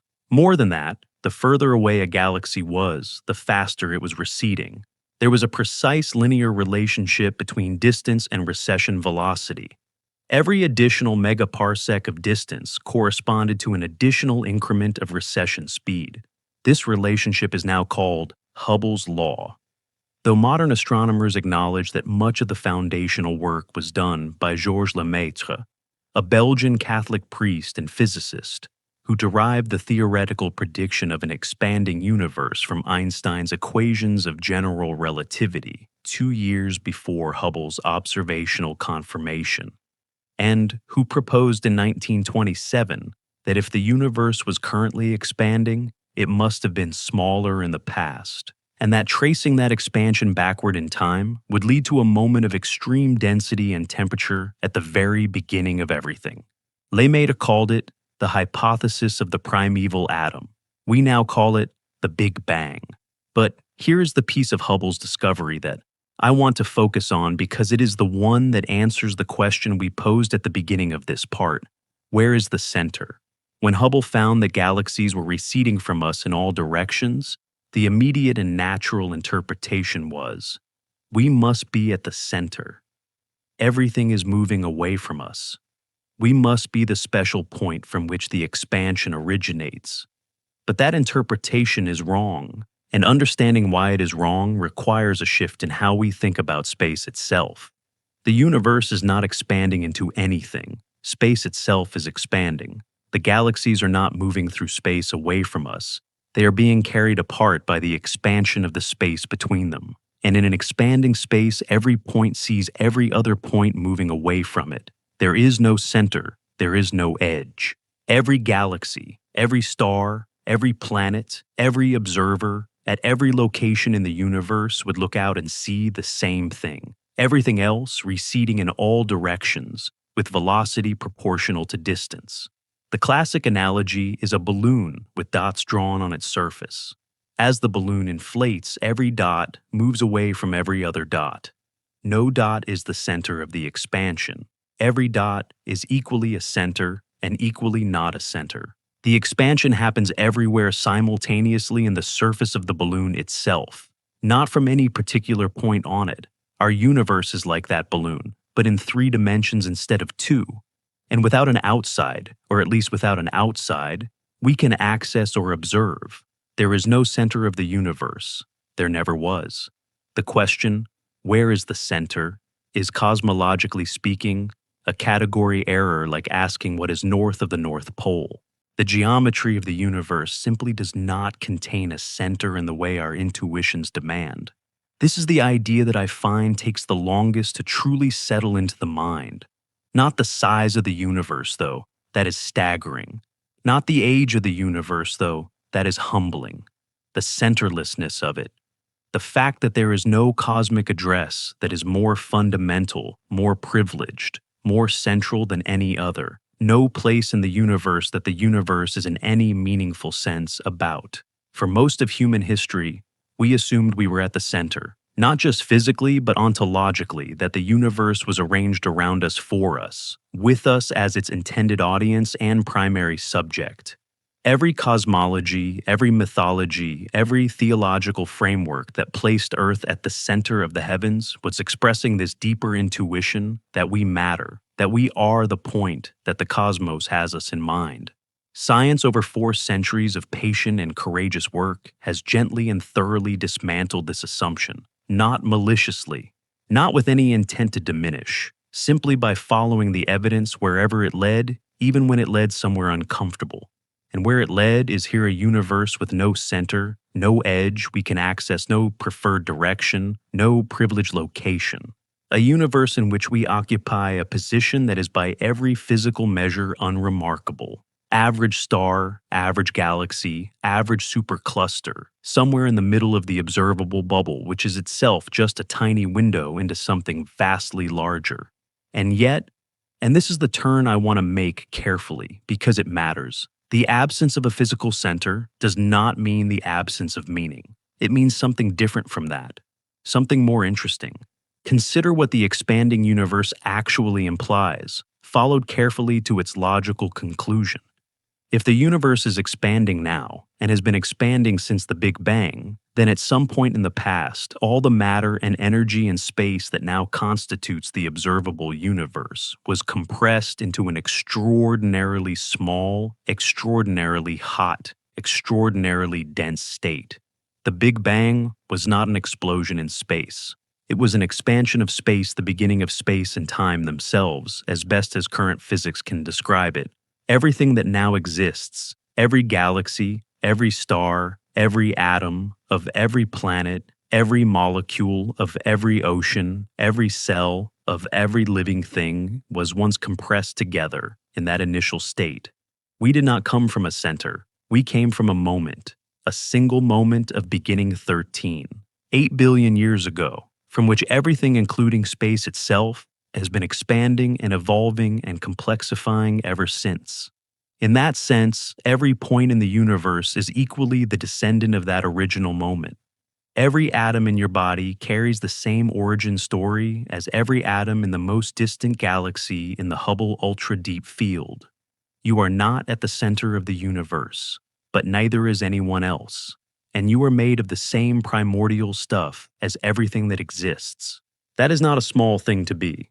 There is one more piece of this story that deserves its moment because it reveals something profound about the limits of human intuition and about the courage required to follow mathematics, where it leads even when the destination seems impossible.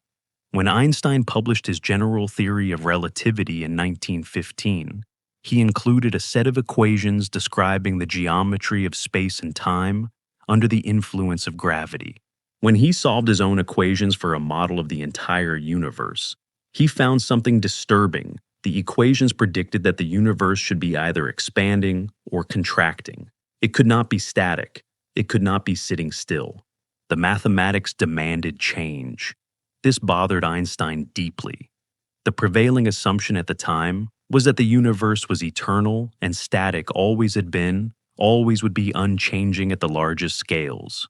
So, Einstein did something that he would later call the greatest mistake of his scientific career.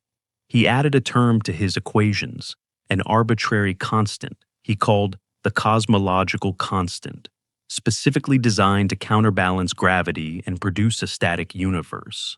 He modified his own mathematics to match his intuition, rather than following his mathematics to wherever it led. When Hubble's observations confirmed the expansion of the universe in 1929, Einstein removed the cosmological constant and acknowledged the error. The expanding universe had been hiding in his own equations all along. And then, in 1998, two independent teams of astronomers studying distant supernovae made a discovery that stunned the physics community. The expansion of the universe is not just continuing, it is accelerating. Galaxies are not just moving apart, they are moving apart faster and faster, driven by something embedded in the fabric of space itself that produces a repulsive effect at cosmic scales. Something physicists now call dark energy, and which current estimates suggest constitutes approximately 68% of the total energy content of the universe. Einstein's cosmological constant, the term he added and then removed, turns out to have been in some form correct after all. Or at least something like it is real. The universe contains a mysterious repulsive energy distributed throughout space, and it is winning its slow battle against gravity, pushing everything apart at an ever-increasing rate. We do not know what dark energy is. We do not understand its origin or its ultimate mechanism. We have measured its effects with precision, but its nature remains one of the deepest open questions in all of physics. A force that makes up 68% of the universe's total energy content, and we cannot yet tell you what it is. Here is a question that I think is worth sitting with quietly in the context of everything this part has covered. Does knowing there is no center make you feel lost? Or does it make you feel free? It is a genuine question. Different people answer it differently, and both answers are honest. Some find the centerlessness of the universe isolating the cosmic equivalent of being adrift, with no fixed reference point, no address that means anything. Others find it liberating. If there is no center, then no place is more important than any other. Your corner of the universe is as valid as real, as cosmically legitimate as any other corner. You are not peripheral. You are not off to the side while something more important happens elsewhere. The universe has no elsewhere that matters more than here. Copernicus dethroned the Earth. Hubble dethroned the Milky Way. The expanding universe dethroned the very concept of a center. And what was left after all those thrones were removed was something quieter and perhaps more honest. A universe that simply is, without hierarchy, without preference, without a most important place unfolding in all directions, simultaneously carrying everything with it, including us. We are not at the center, but we are not at the edge either. We are woven into the fabric of a universe that has no outside, no preferred location, and no cosmic hierarchy, just an endless expanding 8 billion-year-old story still being written in every direction at once. And the question of our size within that story is not only about space. It is not only about the distance between galaxies or the number of stars in the Milky Way, or the age of the Earth measured against the age of the cosmos. There is another dimension to our smallness that we have not yet addressed, one that is in some ways the strangest and most vertiginous of all. Because we have been measuring our size in miles and light years. We have been measuring it in billions of years. But there is a scale on which all of that, every galaxy, every supercluster, every billion years of cosmic history, collapses into a single startling comparison. And that scale is time itself, measured not against geology or stellar evolution, but against the full sweep of what has already happened and what is still to come. If you live to be 80 years old, you will have experienced approximately 29,200 days. That number, when you write it out, looks almost manageable. 29,000 days. You could count that high in less than 9 hours if you tried.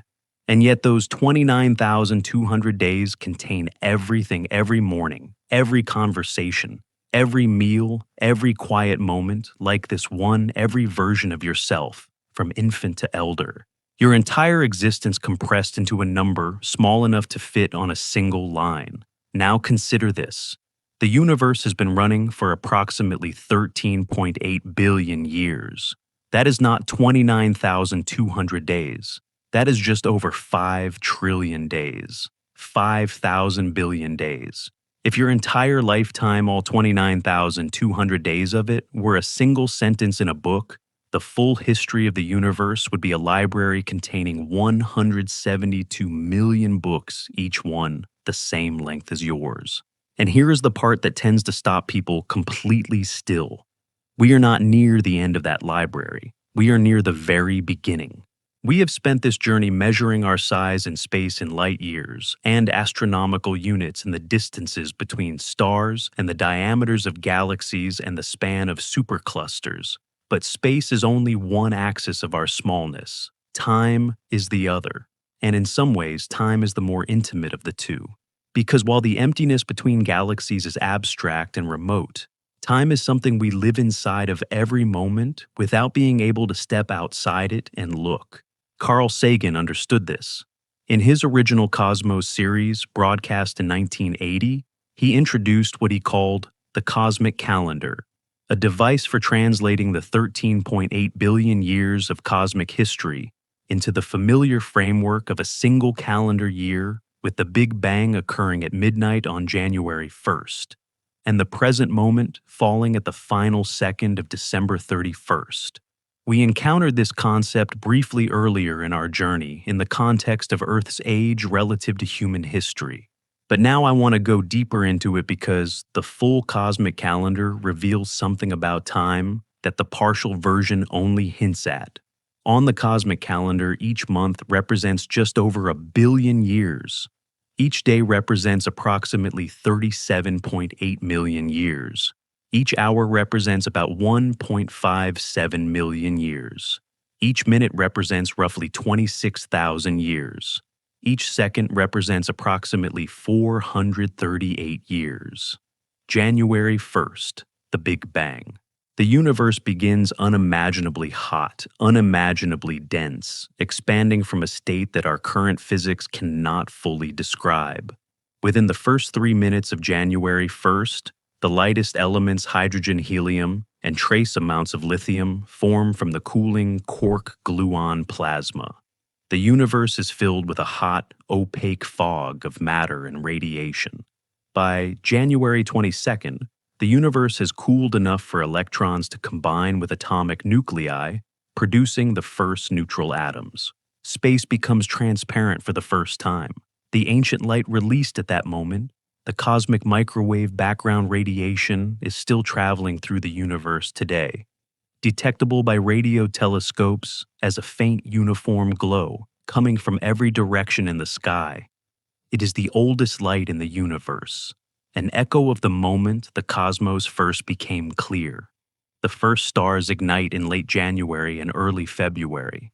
The first galaxies begin to assemble in March.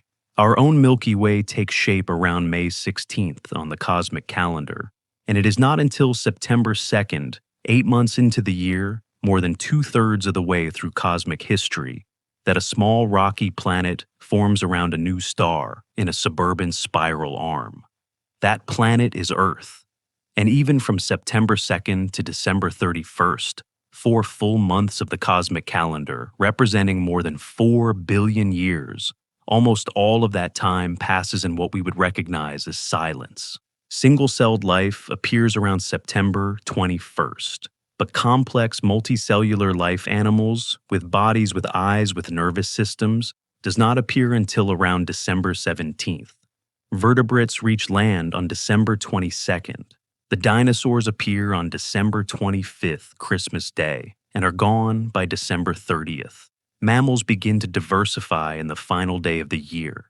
And modern humans, Homo sapiens, our species, the ones lying here in the dark thinking about all of this, appear at 11:48 p.m. on December 31st, 12 minutes before midnight. All of recorded human history, every civilization, every war, every scientific discovery, every work of art, every word ever written down fits inside the final 90 seconds of the year. The pyramids were built at about 11:59 and 38 seconds. The birth of Christ at 11:59 and 46 seconds. The entire Industrial Revolution, the discovery of electricity, the invention of the airplane, the splitting of the atom, the moon, landing, the invention of the internet, all of it happens in the final 5 seconds before midnight. 5 seconds. Out of a full year. This is the frame I want you to hold as we go deeper into what time means for our understanding of our own size. Because there is a dimension of the cosmic calendar that Sagan did not fully explore in his original presentation, what comes after midnight. What happens to this timeline not in the past, but in the future. The universe at 13.8 billion years old is by most estimates not old. It is young, startlingly, almost absurdly young relative to what lies ahead of it. And understanding the future of cosmic time is one of the most perspective-altering exercises available to the human mind, not because the future is bleak, but because of what it reveals about the extraordinary improbability and exquisite timing of our existence. Our sun, as we noted in Part 3, is approximately halfway through its estimated 10 billion-year lifespan. It has roughly 5 billion years of stable hydrogen burning remaining. In approximately 1 to 2 billion years, the sun will have brightened enough that Earth's oceans will begin to evaporate. The planet will gradually leave the habitable zone it has occupied for the past 4 billion years, and the conditions that currently support complex life will become increasingly hostile. In roughly 5 billion years, the sun will expand into a red giant, its outer layers swelling outward to potentially engulf the inner planets. On the cosmic calendar, if we extended it forward, this event, the end of Earth as a habitable world, would occur sometime in early to mid-February of the next year, not far away in cosmic terms, but far enough. After the sun's red giant phase, it will shed its outer layers and leave behind a dense cooling remnant called a white dwarf, a sphere roughly the size of Earth, composed primarily of carbon and oxygen, slowly radiating its remaining heat into space over billions of years. White dwarfs do not have the mass to ignite further nuclear reactions. They simply cool.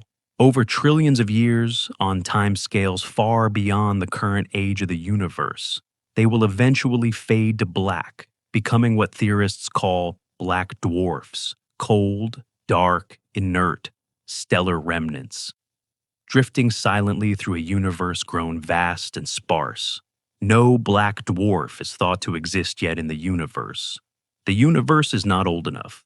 The cooling process takes longer than 13.8 billion years. Every white dwarf currently in existence is still warm, still fading, still years, trillions of years from reaching its final cold equilibrium. Now let me introduce you to a framework called the 5 Ages of the Universe, developed by cosmologists Fred Adams and Gregory Laughlin in their 1999 book of the same name.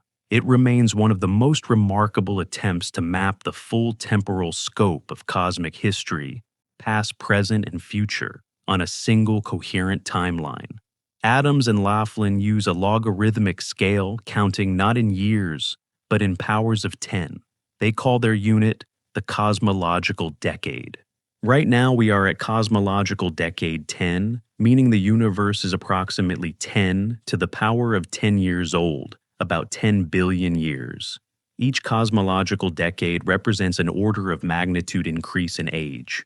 The stelliferous era, the age of stars. The age we currently live in spans from roughly cosmological decade 6 to cosmological decade 14, from about 1 million years after the Big Bang to about 100 trillion years from now. Stars like our sun ignite, burn, and die. New stars form from the gas and dust returned by dying ones. Galaxies shine. Life where it arises has the warmth and energy it needs. We are currently in the middle of the stelliferous era, not near its end, not near its beginning, somewhere in the comfortable middle of the age of stars, at a time when the universe is warm enough, and structured enough, and chemically enriched enough, with the heavier elements produced by generations of previous stars, for planets like Earth and life like ours to exist. After the stelliferous era ends, after the last stars have burned out, around cosmological decade 14, roughly 100 trillion years from now, the universe enters the degenerate era, the age of white dwarfs, neutron stars, and brown dwarfs. No new stars form. The remaining stellar remnants slowly cool and fade over time scales of quintillions of years. Cosmological decades 15 through 37. After that comes the black hole era. By cosmological decade 40, a number so large that writing it out in full would require 40 zeros. All stellar remnants have decayed or been incorporated into black holes through gravitational interactions. The universe is populated primarily by black holes of various masses slowly evaporating through a quantum mechanical process called Hawking radiation, first theorized by Stephen Hawking in 1974. The largest supermassive black holes, the ones at the centers of galaxies, will take until approximately cosmological decade 100 to fully evaporate. That is 10 to the power of 100 years. A number called a googol, the inspiration incidentally for the name of a certain technology company spelled slightly differently. And after the last black hole evaporates, the dark era, a universe of cold dispersed particles, electrons, positrons, photons, neutrinos drifting apart in an expanding void of essentially infinite size at temperatures approaching absolute zero. Quiet, dark, vast, patient beyond any patience we have words for. Now here's the question I want to ask you directly, because it matters and because it changes depending on how you hold what we have just explored. Given all of that, given the full temporal sweep from the Big Bang to the Dark Era, spanning cosmological decades from 0 to 100 and beyond. What does it mean that we exist now in the stelliferous era? In the warm, bright, star-filled middle period of cosmic history, when conditions happen to be right for rocky planets, liquid water, carbon chemistry, and the emergence of minds, one way to hold this is as a reminder of impermanence. We are a brief candle in a cosmos that will spend almost all of its existence in cold darkness. The stelliferous era, the only era warm and bright enough for life, as we understand it, represents an almost negligible fraction of the universe's total potential lifespan. After cosmological decade 14, the lights go out and never come back on. By cosmological decade 100, even the last black holes are gone. The universe will spend the overwhelming majority of its existence as a dark, cold, expanding void, with no stars, no planets, no warmth, no energy gradients of any kind. That is one way to hold it, and it is not wrong, but there is another way. Consider the timing. We exist in the stelliferous era, the only era that permits life, and we exist early in that era when the universe is still rich in star-forming gas, when galaxies are still actively producing new suns, when the cosmic web is still lit with the glow of billions of active stellar nurseries. We exist at a time when the universe is by any reasonable measure in the prime of its star-forming life, the specific window in which beings like us can exist, beings that require a stable star, a rocky planet, liquid water complex chemistry, and sufficient time for evolution, is not infinitely large. It requires conditions that are on the full scale of cosmic time, genuinely rare and specific. And we are here, now, in that window.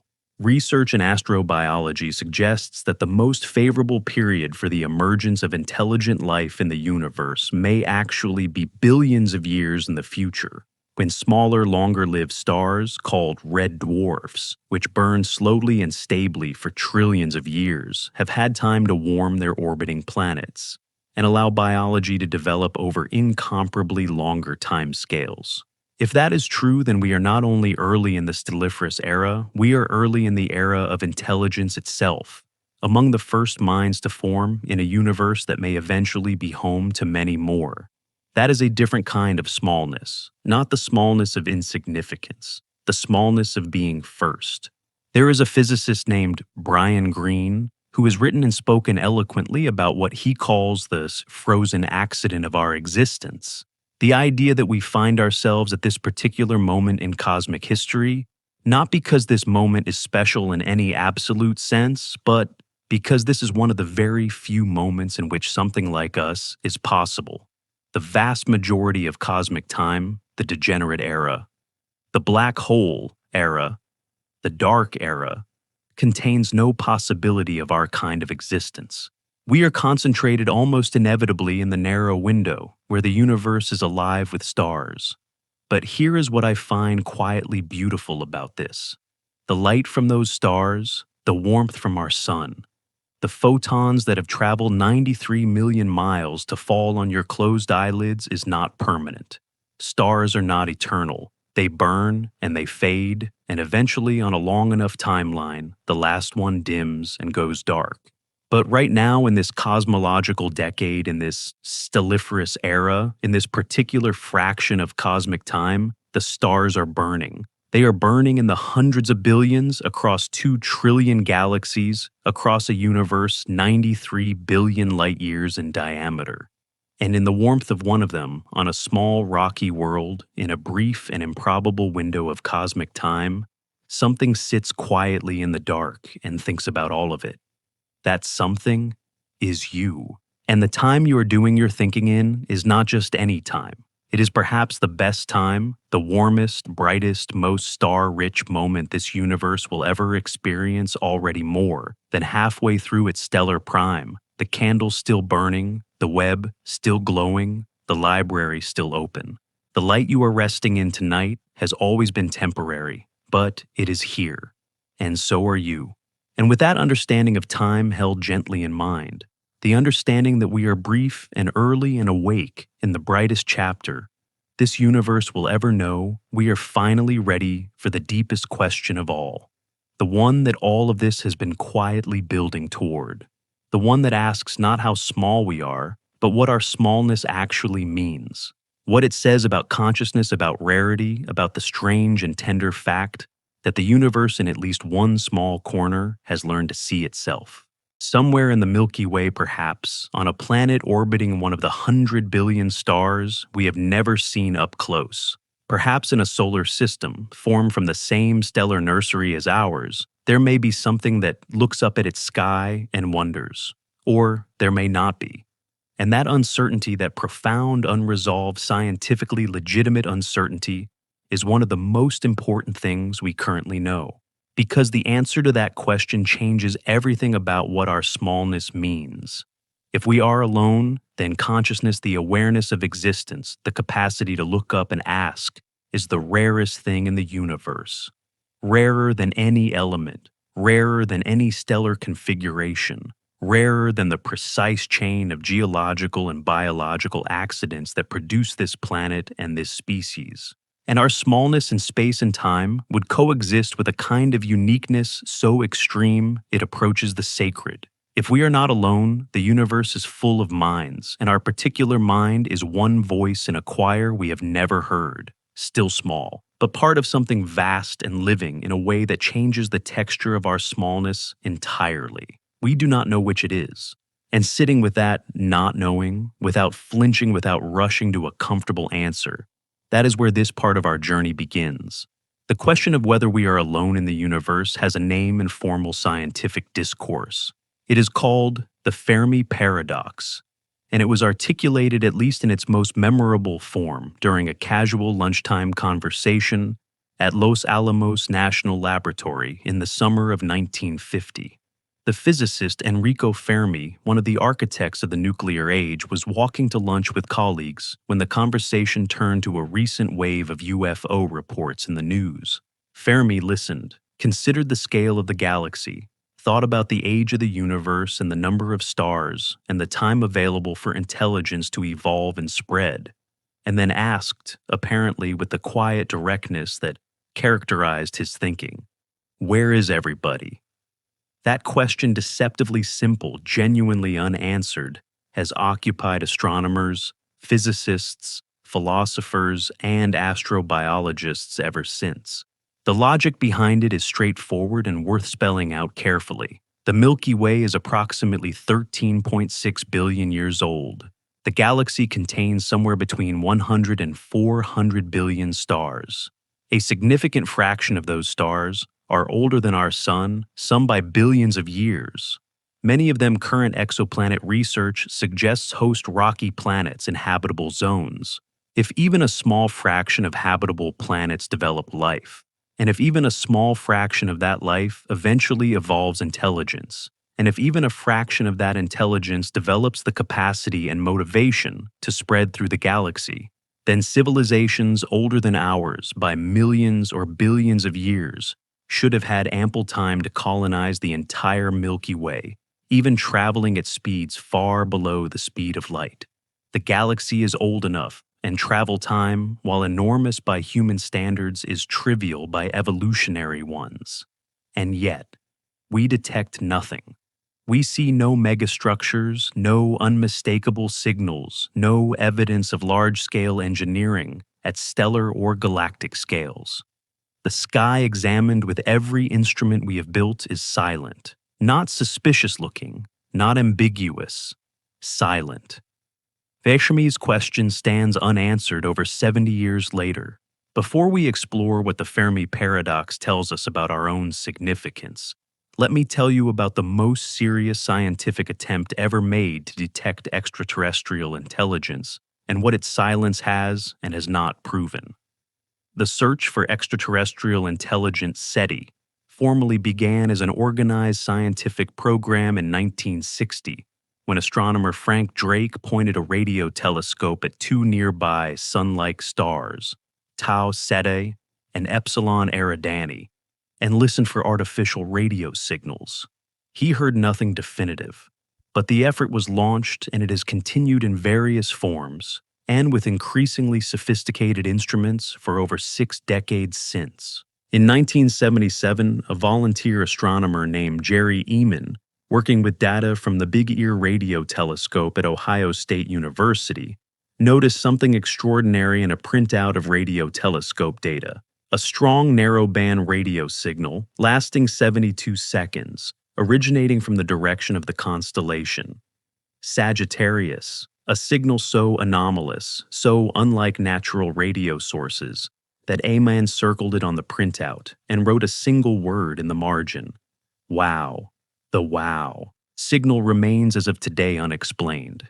It has never been detected again, despite numerous attempts to re-observe the same region of sky. It may have been a natural source. It may have been terrestrial interference. It may have been something else entirely. We do not know. It sits in the history of SETI as a single tantalizing unconfirmed data point, neither proof of contact nor proof of silence, but a reminder that the question is genuinely open. In the decades since SETI has expanded dramatically, the Allen Telescope Array in California, the Breakthrough Listen initiative launched in 2015 with substantial private funding, the analysis of data from millions of volunteers, through the SETI at Home distributed computing project, all listening, all searching across a widening range of frequencies and signal types, and all so far returning the same result: silence. This silence does not prove we are alone. The galaxy is large. The number of possible frequencies is vast. The window of time during which a civilization might broadcast detectable signals may be narrow. We have searched an extraordinarily small fraction of the possible parameter space. The silence is suggestive, but not conclusive. There is a framework for thinking about the Fermi paradox that I find both intellectually rigorous and quietly moving. It is called the Great Filter, and it was proposed by economist Robin Hanson in 1998.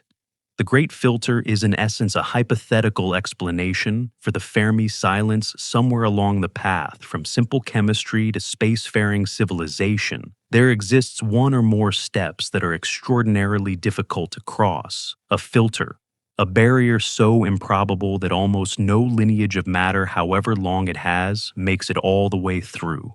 The critical question, and the one that has profound implications for what our existence means, is the great filter behind us or ahead of us?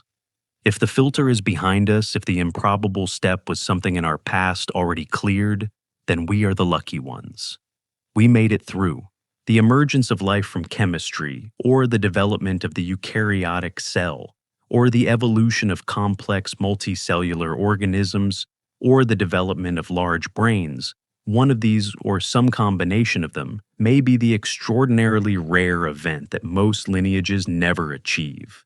And if that is true, then the universe's silence makes sense. Most planets with chemistry never produce life, or never produce complex life, or never produce intelligence. We happen to clear a filter that almost nothing else does. We are rare, possibly unique. If the filter is ahead of us, if the improbable step is something we have not yet faced, then the silence acquires a more troubling character. It might mean that civilizations regularly reach our level of development and then for some reason do not persist, that they destroy themselves or are destroyed or simply fail to spread in the way that the Fermi calculation assumes is inevitable. The filter in this scenario is not a past improbability, but a future one, a wall that nearly every intelligence hits and fails to clear. The discovery of microbial life on Mars, or complex life elsewhere in the solar system, would paradoxically be among the most alarming discoveries in human history. Not because it would be threatening, but because it would suggest that life is common, which would push the great filter from behind us to ahead of us. The more common life is in the universe, the more mysterious the silence becomes, and the more ominous the filter's location. We have not yet found life anywhere else. And every day that we have not found it is in a strange way potentially good news about our future. I want to stay with the possibility, the one that many scientists consider genuinely plausible, that we are, if not unique, then extraordinarily rare. that the chain of events required to produce a conscious questioning universe, aware organism, is so improbable that it may have happened only once or a handful of times in the observable universe's entire 13.8 billion year history.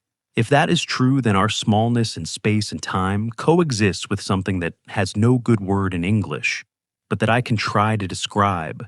Imagine a universe of 2 trillion galaxies, each containing hundreds of billions of stars, running for nearly 14 billion years. And in all of that vastness and all of that time, the only place where matter has arranged itself into something that can perceive its own existence is here, on this small water-covered rock, orbiting this average star in this unremarkable spiral arm. The universe would be enormous and mostly empty of awareness. Almost all of it, the overwhelming majority of its stars and galaxies and billions of years, would exist without being observed, without being named, without being wondered about. And then in one small corner, for one brief interval of cosmological time, something opened its eyes. That changes the meaning of small. There is a passage from Carl Sagan that I want to approach carefully here, not quoting directly. I want to give you the idea in my own words because it deserves to be felt rather than merely recognized. In his reflection on the pale blue dot photograph taken by Voyager 1 in 1990, when the spacecraft turned its camera back toward the inner solar system from a distance of nearly 4 billion miles, Sagan described Earth as a mote of dust suspended in a sunbeam, a tiny point of light barely visible, containing all of human history and experience and suffering and love, surrounded by the vast cosmic dark. His point was not that we are insignificant. His point was the opposite. Our smallness, he argued, places a particular moral weight on how we treat each other and this world, because there is no rescue coming from elsewhere, no backup home waiting in the cosmos, no one out there keeping watch over us. We are, as far as we can tell, alone on this mote. And that aloneness is not a reason for despair. It is a reason for extraordinary care. That photograph, a tiny pale blue pixel in a sea of darkness, remains one of the most philosophically potent images ever made by a human instrument. Not because it shows something spectacular, but because of what it reveals about perspective.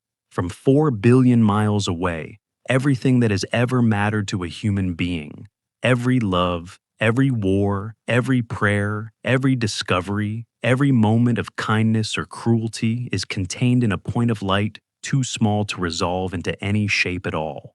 And yet something on that point made the photograph. Something on that point looked at it and felt something. Something on that point is right now listening to a story about how small it is and finding the story worth listening to. Here is where I want to introduce an idea that I think is the most profound response to our smallness that science has yet produced. It comes from several thinkers, but it is expressed perhaps most elegantly by the astrophysicist Neil deGrasse Tyson, building on Sagan's foundation. The idea is this: we are not separate from the universe looking at it from outside. We are the universe looking at itself from inside. The atoms in your body were forged in stars. The iron in your blood was produced in supernova explosions. The calcium in your bones, the oxygen in your lungs, the carbon in every cell of your body, all of it was cooked in stellar interiors over billions of years, scattered by stellar deaths gathered by gravity into planets, and eventually through a process of almost incomprehensible complexity and patience assembled into you, into a structure capable of asking where it came from. The universe did not produce you and then present you with the universe as an object to contemplate from a distance. You are part of the process. You are a temporary and local arrangement of the universe's own matter. And the contemplation happening inside your mind right now is, in the deepest sense, the universe contemplating itself. Research in cognitive science and neuroscience consistently reinforces how extraordinary this is. The human brain, roughly 3 pounds of electrochemical tissue containing approximately 86 billion neurons connected by roughly 100 trillion synapses, is, as far as we know, the most complex structure in the observable universe. Not the largest, not the most energetic, not the most ancient, but the most complexly organized. The number of possible neural connection states in a single human brain exceeds the number of atoms in the observable universe by an almost incomprehensible margin. The most complex known structure in a universe of 2 trillion galaxies is sitting inside the skull of every person listening to this right now. That is not a metaphor. That is as best as current science can determine a literal fact. And yet, and this is the honest part, the part that Sagan and Tyson and all the scientists who think carefully about these questions would insist on, none of this makes us cosmically important in an objective sense. The universe does not know we are here. It does not care whether we survive or perish, whether we flourish or destroy ourselves, whether we ever leave the solar system or spend our entire tenure on this planet and are forgotten when the sun finally dims. The universe is indifferent, not hostile, not benevolent, simply indifferent in the way that physics is indifferent, following its laws without preference, without purpose, without awareness. That indifference is not a wound. It is, I would argue, the very thing that makes what we do with our awareness meaningful. If the universe were arranged for us, our choices would be pre-scripted, our love would be choreographed, our curiosity would be compulsory. But the universe did not arrange itself for us. It simply ran its physics and we emerged from it, and now we are free in whatever way conscious beings embedded in physical law can be free to do with our awareness what we will. We can look up. We can wonder. We can reach out to each other across the smallness of this pale blue world, across the brevity of our cosmological moment, and say, I am here. You are here. The universe produced both of us without trying, without knowing, without caring. And yet, here we are caring about each other, caring about this cosmos, finding it beautiful, finding each other worth loving. That is not nothing. In a universe that is almost entirely unconscious matter, following physical law in the dark that is in fact almost everything. Ask yourself this gently and without pressure. What is the smallest version of yourself you have ever felt? Was it the night you looked at a star-filled sky and felt the vertigo of scale? Was it a moment of personal failure when the world seemed larger and more indifferent than you could bear? Was it reading a number 13? 8 billion years, 2 trillion galaxies, and feeling yourself dissolve against it? And ask yourself this too. Did the smallness feel only like diminishment? Or did it carry somewhere in its center something that felt almost like relief? The relief of not having to be the main character in a universe that it turns out has no main character. The relief of being small enough that the weight of everything does not have to rest on you alone. There is a particular kind of peace available to human beings who have truly absorbed the scale of the cosmos. Not the peace of indifference, not the peace of giving up, but the peace of accurate proportion. The peace of knowing your actual size and finding in that knowledge not diminishment, but a kind of clean and quiet freedom. You are small. The universe is incomprehensibly large. Both of these things are true. And the universe, for all its size, has not managed to produce another you. Not yet.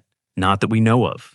This particular arrangement of matter, this specific pattern of memory and feeling and wonder, listening to the dark, is in all of observable space and all of recorded time, unrepeated, small and unrepeated, brief and aware, temporary and real.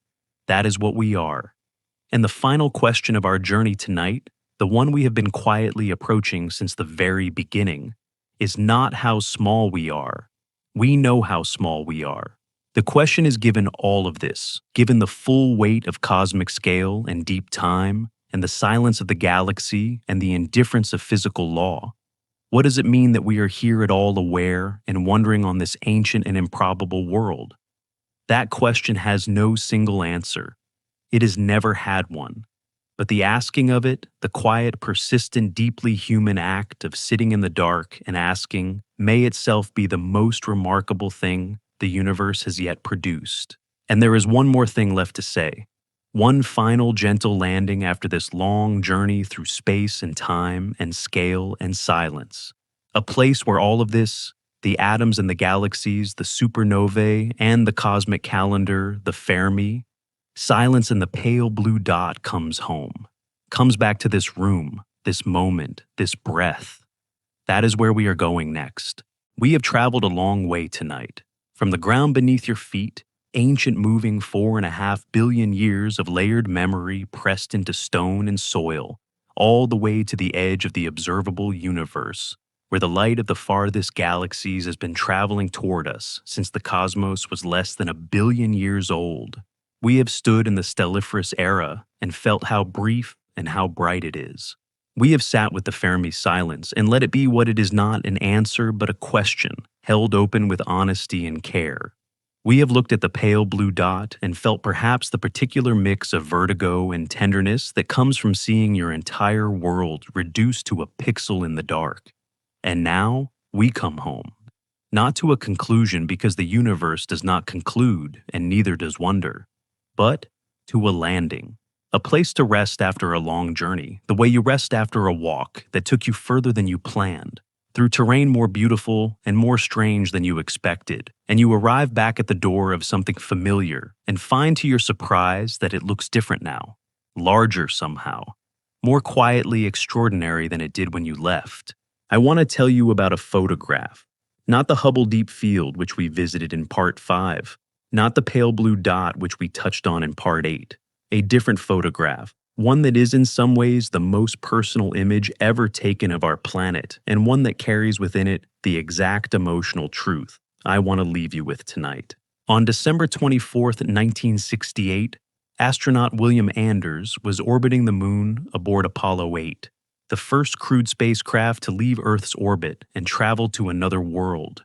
He was not the mission commander. He was not flying the spacecraft at that moment. He was looking out the window, and what he saw made him reach for a camera. The moon's horizon filled the lower part of his view, gray-cratered, ancient, airless. And rising above it, emerging from the blackness of space, with a slowness that must have felt almost surreal, was Earth. Blue and white and impossibly alive against the absolute darkness, small enough to cover with his thumb. Fragile-looking, in a way no photograph taken from the surface had ever quite captured. Alone, he took the picture. It became known as Earthrise, and it is widely credited by environmental historians, by political scientists, by the people who were alive at the time, with helping catalyze the modern environmental movement. The first Earth Day was held in April 1970, less than 18 months after that image was published. The Clean Air Act, the Clean Water Act, the founding of the Environmental Protection Agency all followed within a few years of Earthrise entering the world's consciousness. A photograph changed what people were willing to fight for, not because it contained new information. Everyone already knew the Earth was a sphere suspended in space. Everyone already knew it was surrounded by the void. The knowledge was not new, but the seeing was. And truly seeing with emotional as well as intellectual attention, turns out to be something different from knowing, something more powerful, something that moves people in ways that facts alone cannot. Anders himself said later that the mission had been designed to explore the moon, but what it actually discovered was the Earth. That idea that the journey outward ultimately reveals something about home is not unique to space exploration. It is in many ways the structure of all genuine inquiry. The further you travel from the familiar, the more clearly you eventually see what the familiar actually is. The more you understand about the scale of the cosmos, the more the particular, specific, unrepeatable fact of this planet and this life comes into focus, not as small, but as precious. Not as accidental, but as extraordinary in its particularity. There is a concept in philosophy called the overview effect, named for a psychological phenomenon reported by nearly every astronaut who has seen Earth from space. Edgar Mitchell, who walked on the moon during Apollo 14, described it as a sudden, overwhelming sense of interconnection. The feeling that the boundaries between nations, between peoples, between self and other, are not real in any deep sense. That they are lines drawn on a surface that, from even a few hundred miles up, shows no lines at all. Just water and land and cloud and the thin, fragile arc of atmosphere holding it all together. Mitchell said the experience hit him not gradually, but all at once looking out the window of the lunar module on the return journey.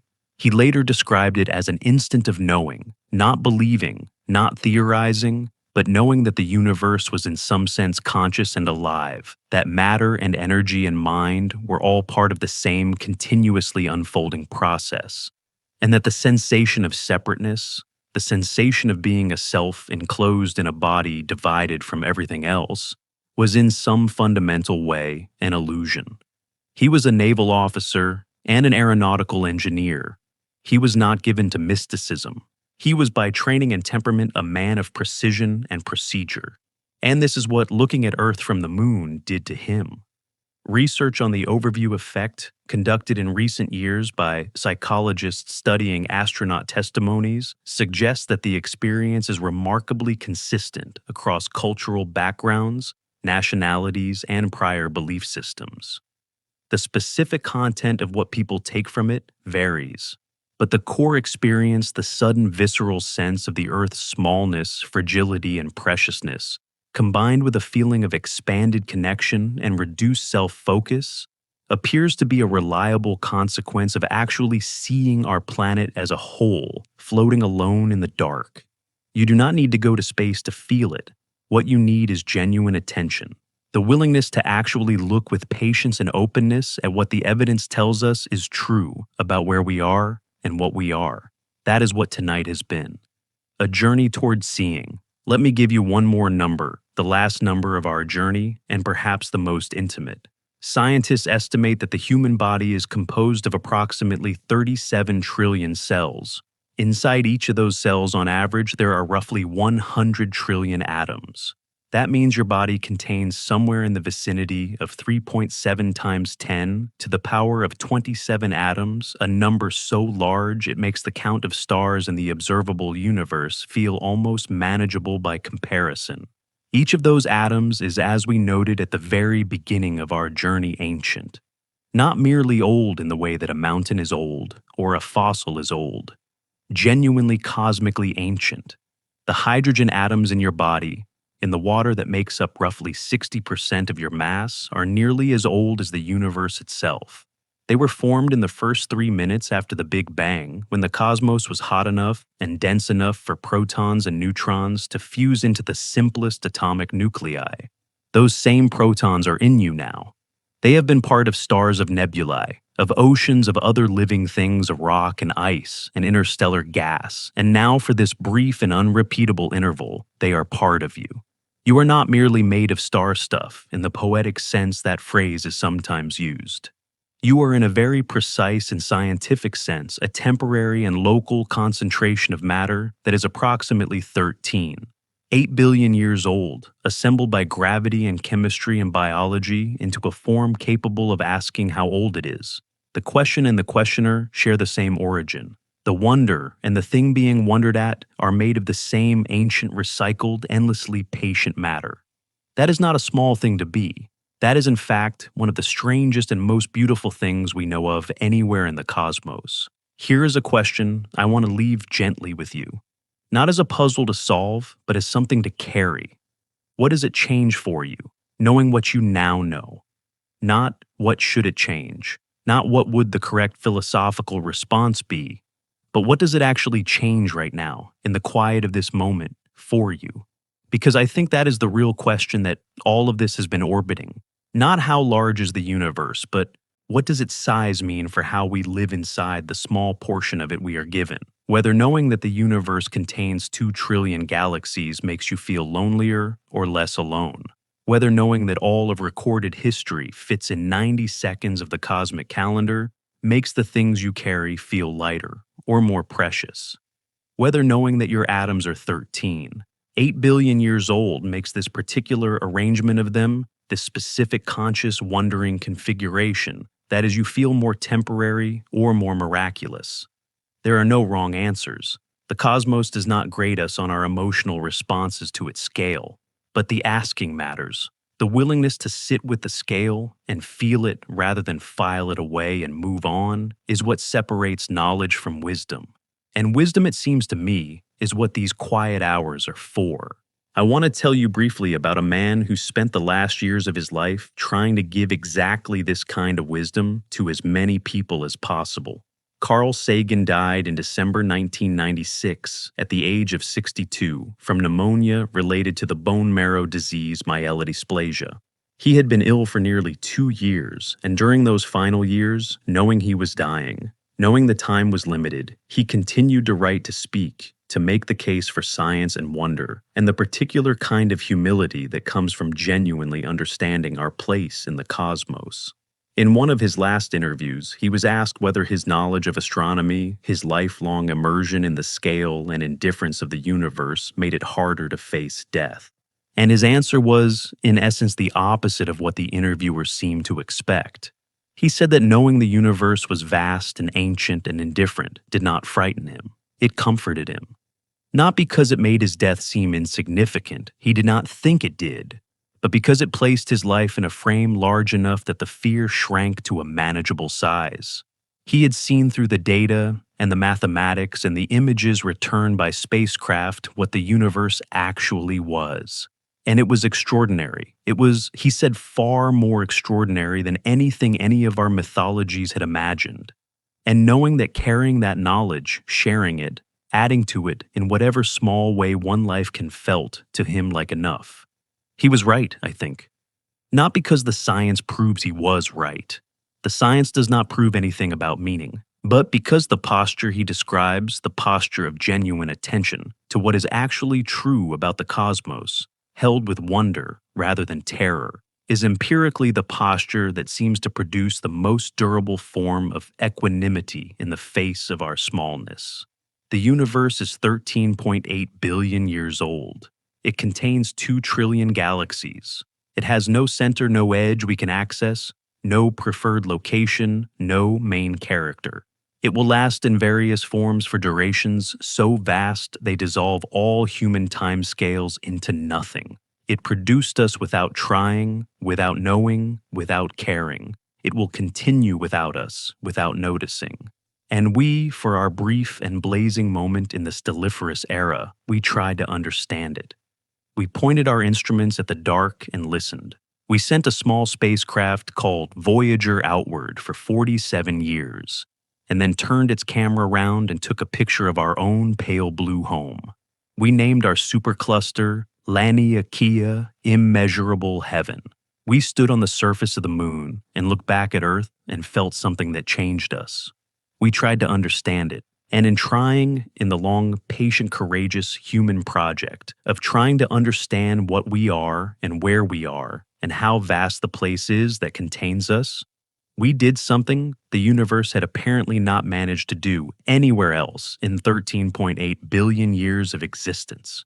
We looked at it with love. So, tonight as you settle into the quiet as your breathing slows and the stars continue their ancient and different burning overhead, let the scale rest on you gently, rather than heavily. You are made of atoms older than the Earth. You live on a world that has survived 4 billion years of bombardment and upheaval and mass extinction, and managed each time to persist and bloom again. You exist in the warmest, brightest chapter this universe will ever know at a moment when the cosmic web is still lit, when new stars are still being born, when the library of knowledge our species has built over centuries is still open and growing and being added to quietly every single night. Your body is a temporary arrangement of 13.8 billion-year-old matter. Your mind is, as far as we know, among the most complexly organized structures in the observable universe. Your life is shorter than a second on the cosmic calendar, and it is the only one like it that has ever existed or ever will. Small and unrepeatable, brief and alive, ordinary by the measure of space and extraordinary by the measure of everything else. That is our true size in the universe, not the light years, not the parsecs, not the number of galaxies or the age of the cosmos or the silence of the Fermi sky. Our true size is this: we are the part of the universe that knows it is part of the universe. We are the matter that became curious about matter. We are the cosmos, briefly looking at itself and finding it beautiful. You don't need to hold all of that at once. You don't need to carry it consciously into every moment. You just need to know it is true, to have sat with it even once, even for an hour or two on a quiet night, to have let the scale in and found that it did not crush you but opened something instead. Rest now in the quiet of all that space. The stars will keep burning while you sleep. Voyager will keep drifting, sending its faint signal back across 15 billion miles of dark. The Andromeda Galaxy will continue its slow, 4.5 billion year approach. Somewhere in the Milky Way, a new star is igniting, for the very first time its light beginning a journey that may take thousands of years to reach any eye that could receive it. And here on this small and ancient and improbable world, you are breathing, slowly, quietly, held by the gravity of a planet that has been holding things for 4.5 billion years and has not dropped one yet. That is enough. That is, in fact, more than enough. Sleep well. Dream gently. Good night. Thank you truly from the bottom of this small and grateful heart for spending these hours with me tonight, for following this journey all the way from the ground beneath your feet to the edge of the observable universe and back again, for staying curious, for staying open, for letting the scale in without running from it. If this journey meant something to you, if it left you feeling even a little more awake to the extraordinary fact of your own existence, please consider sharing it with someone. Not because the numbers on a screen matter, though they help keep these quiet conversations going, but because wonder is one of the few things that genuinely grows when you give it away. Someone in your life might need to hear tonight, or some other night, that they are made of ancient stars and that the universe produced them without trying, and that this somehow makes them more worth caring for, not less. The next story is already waiting, another quiet journey into science, into history, into the kind of knowledge that settles gently rather than shouts. Stay close. Keep wondering. And whenever the night feels a little too large, remember you are the part of it that knows how large it is. That is no small thing. That is everything.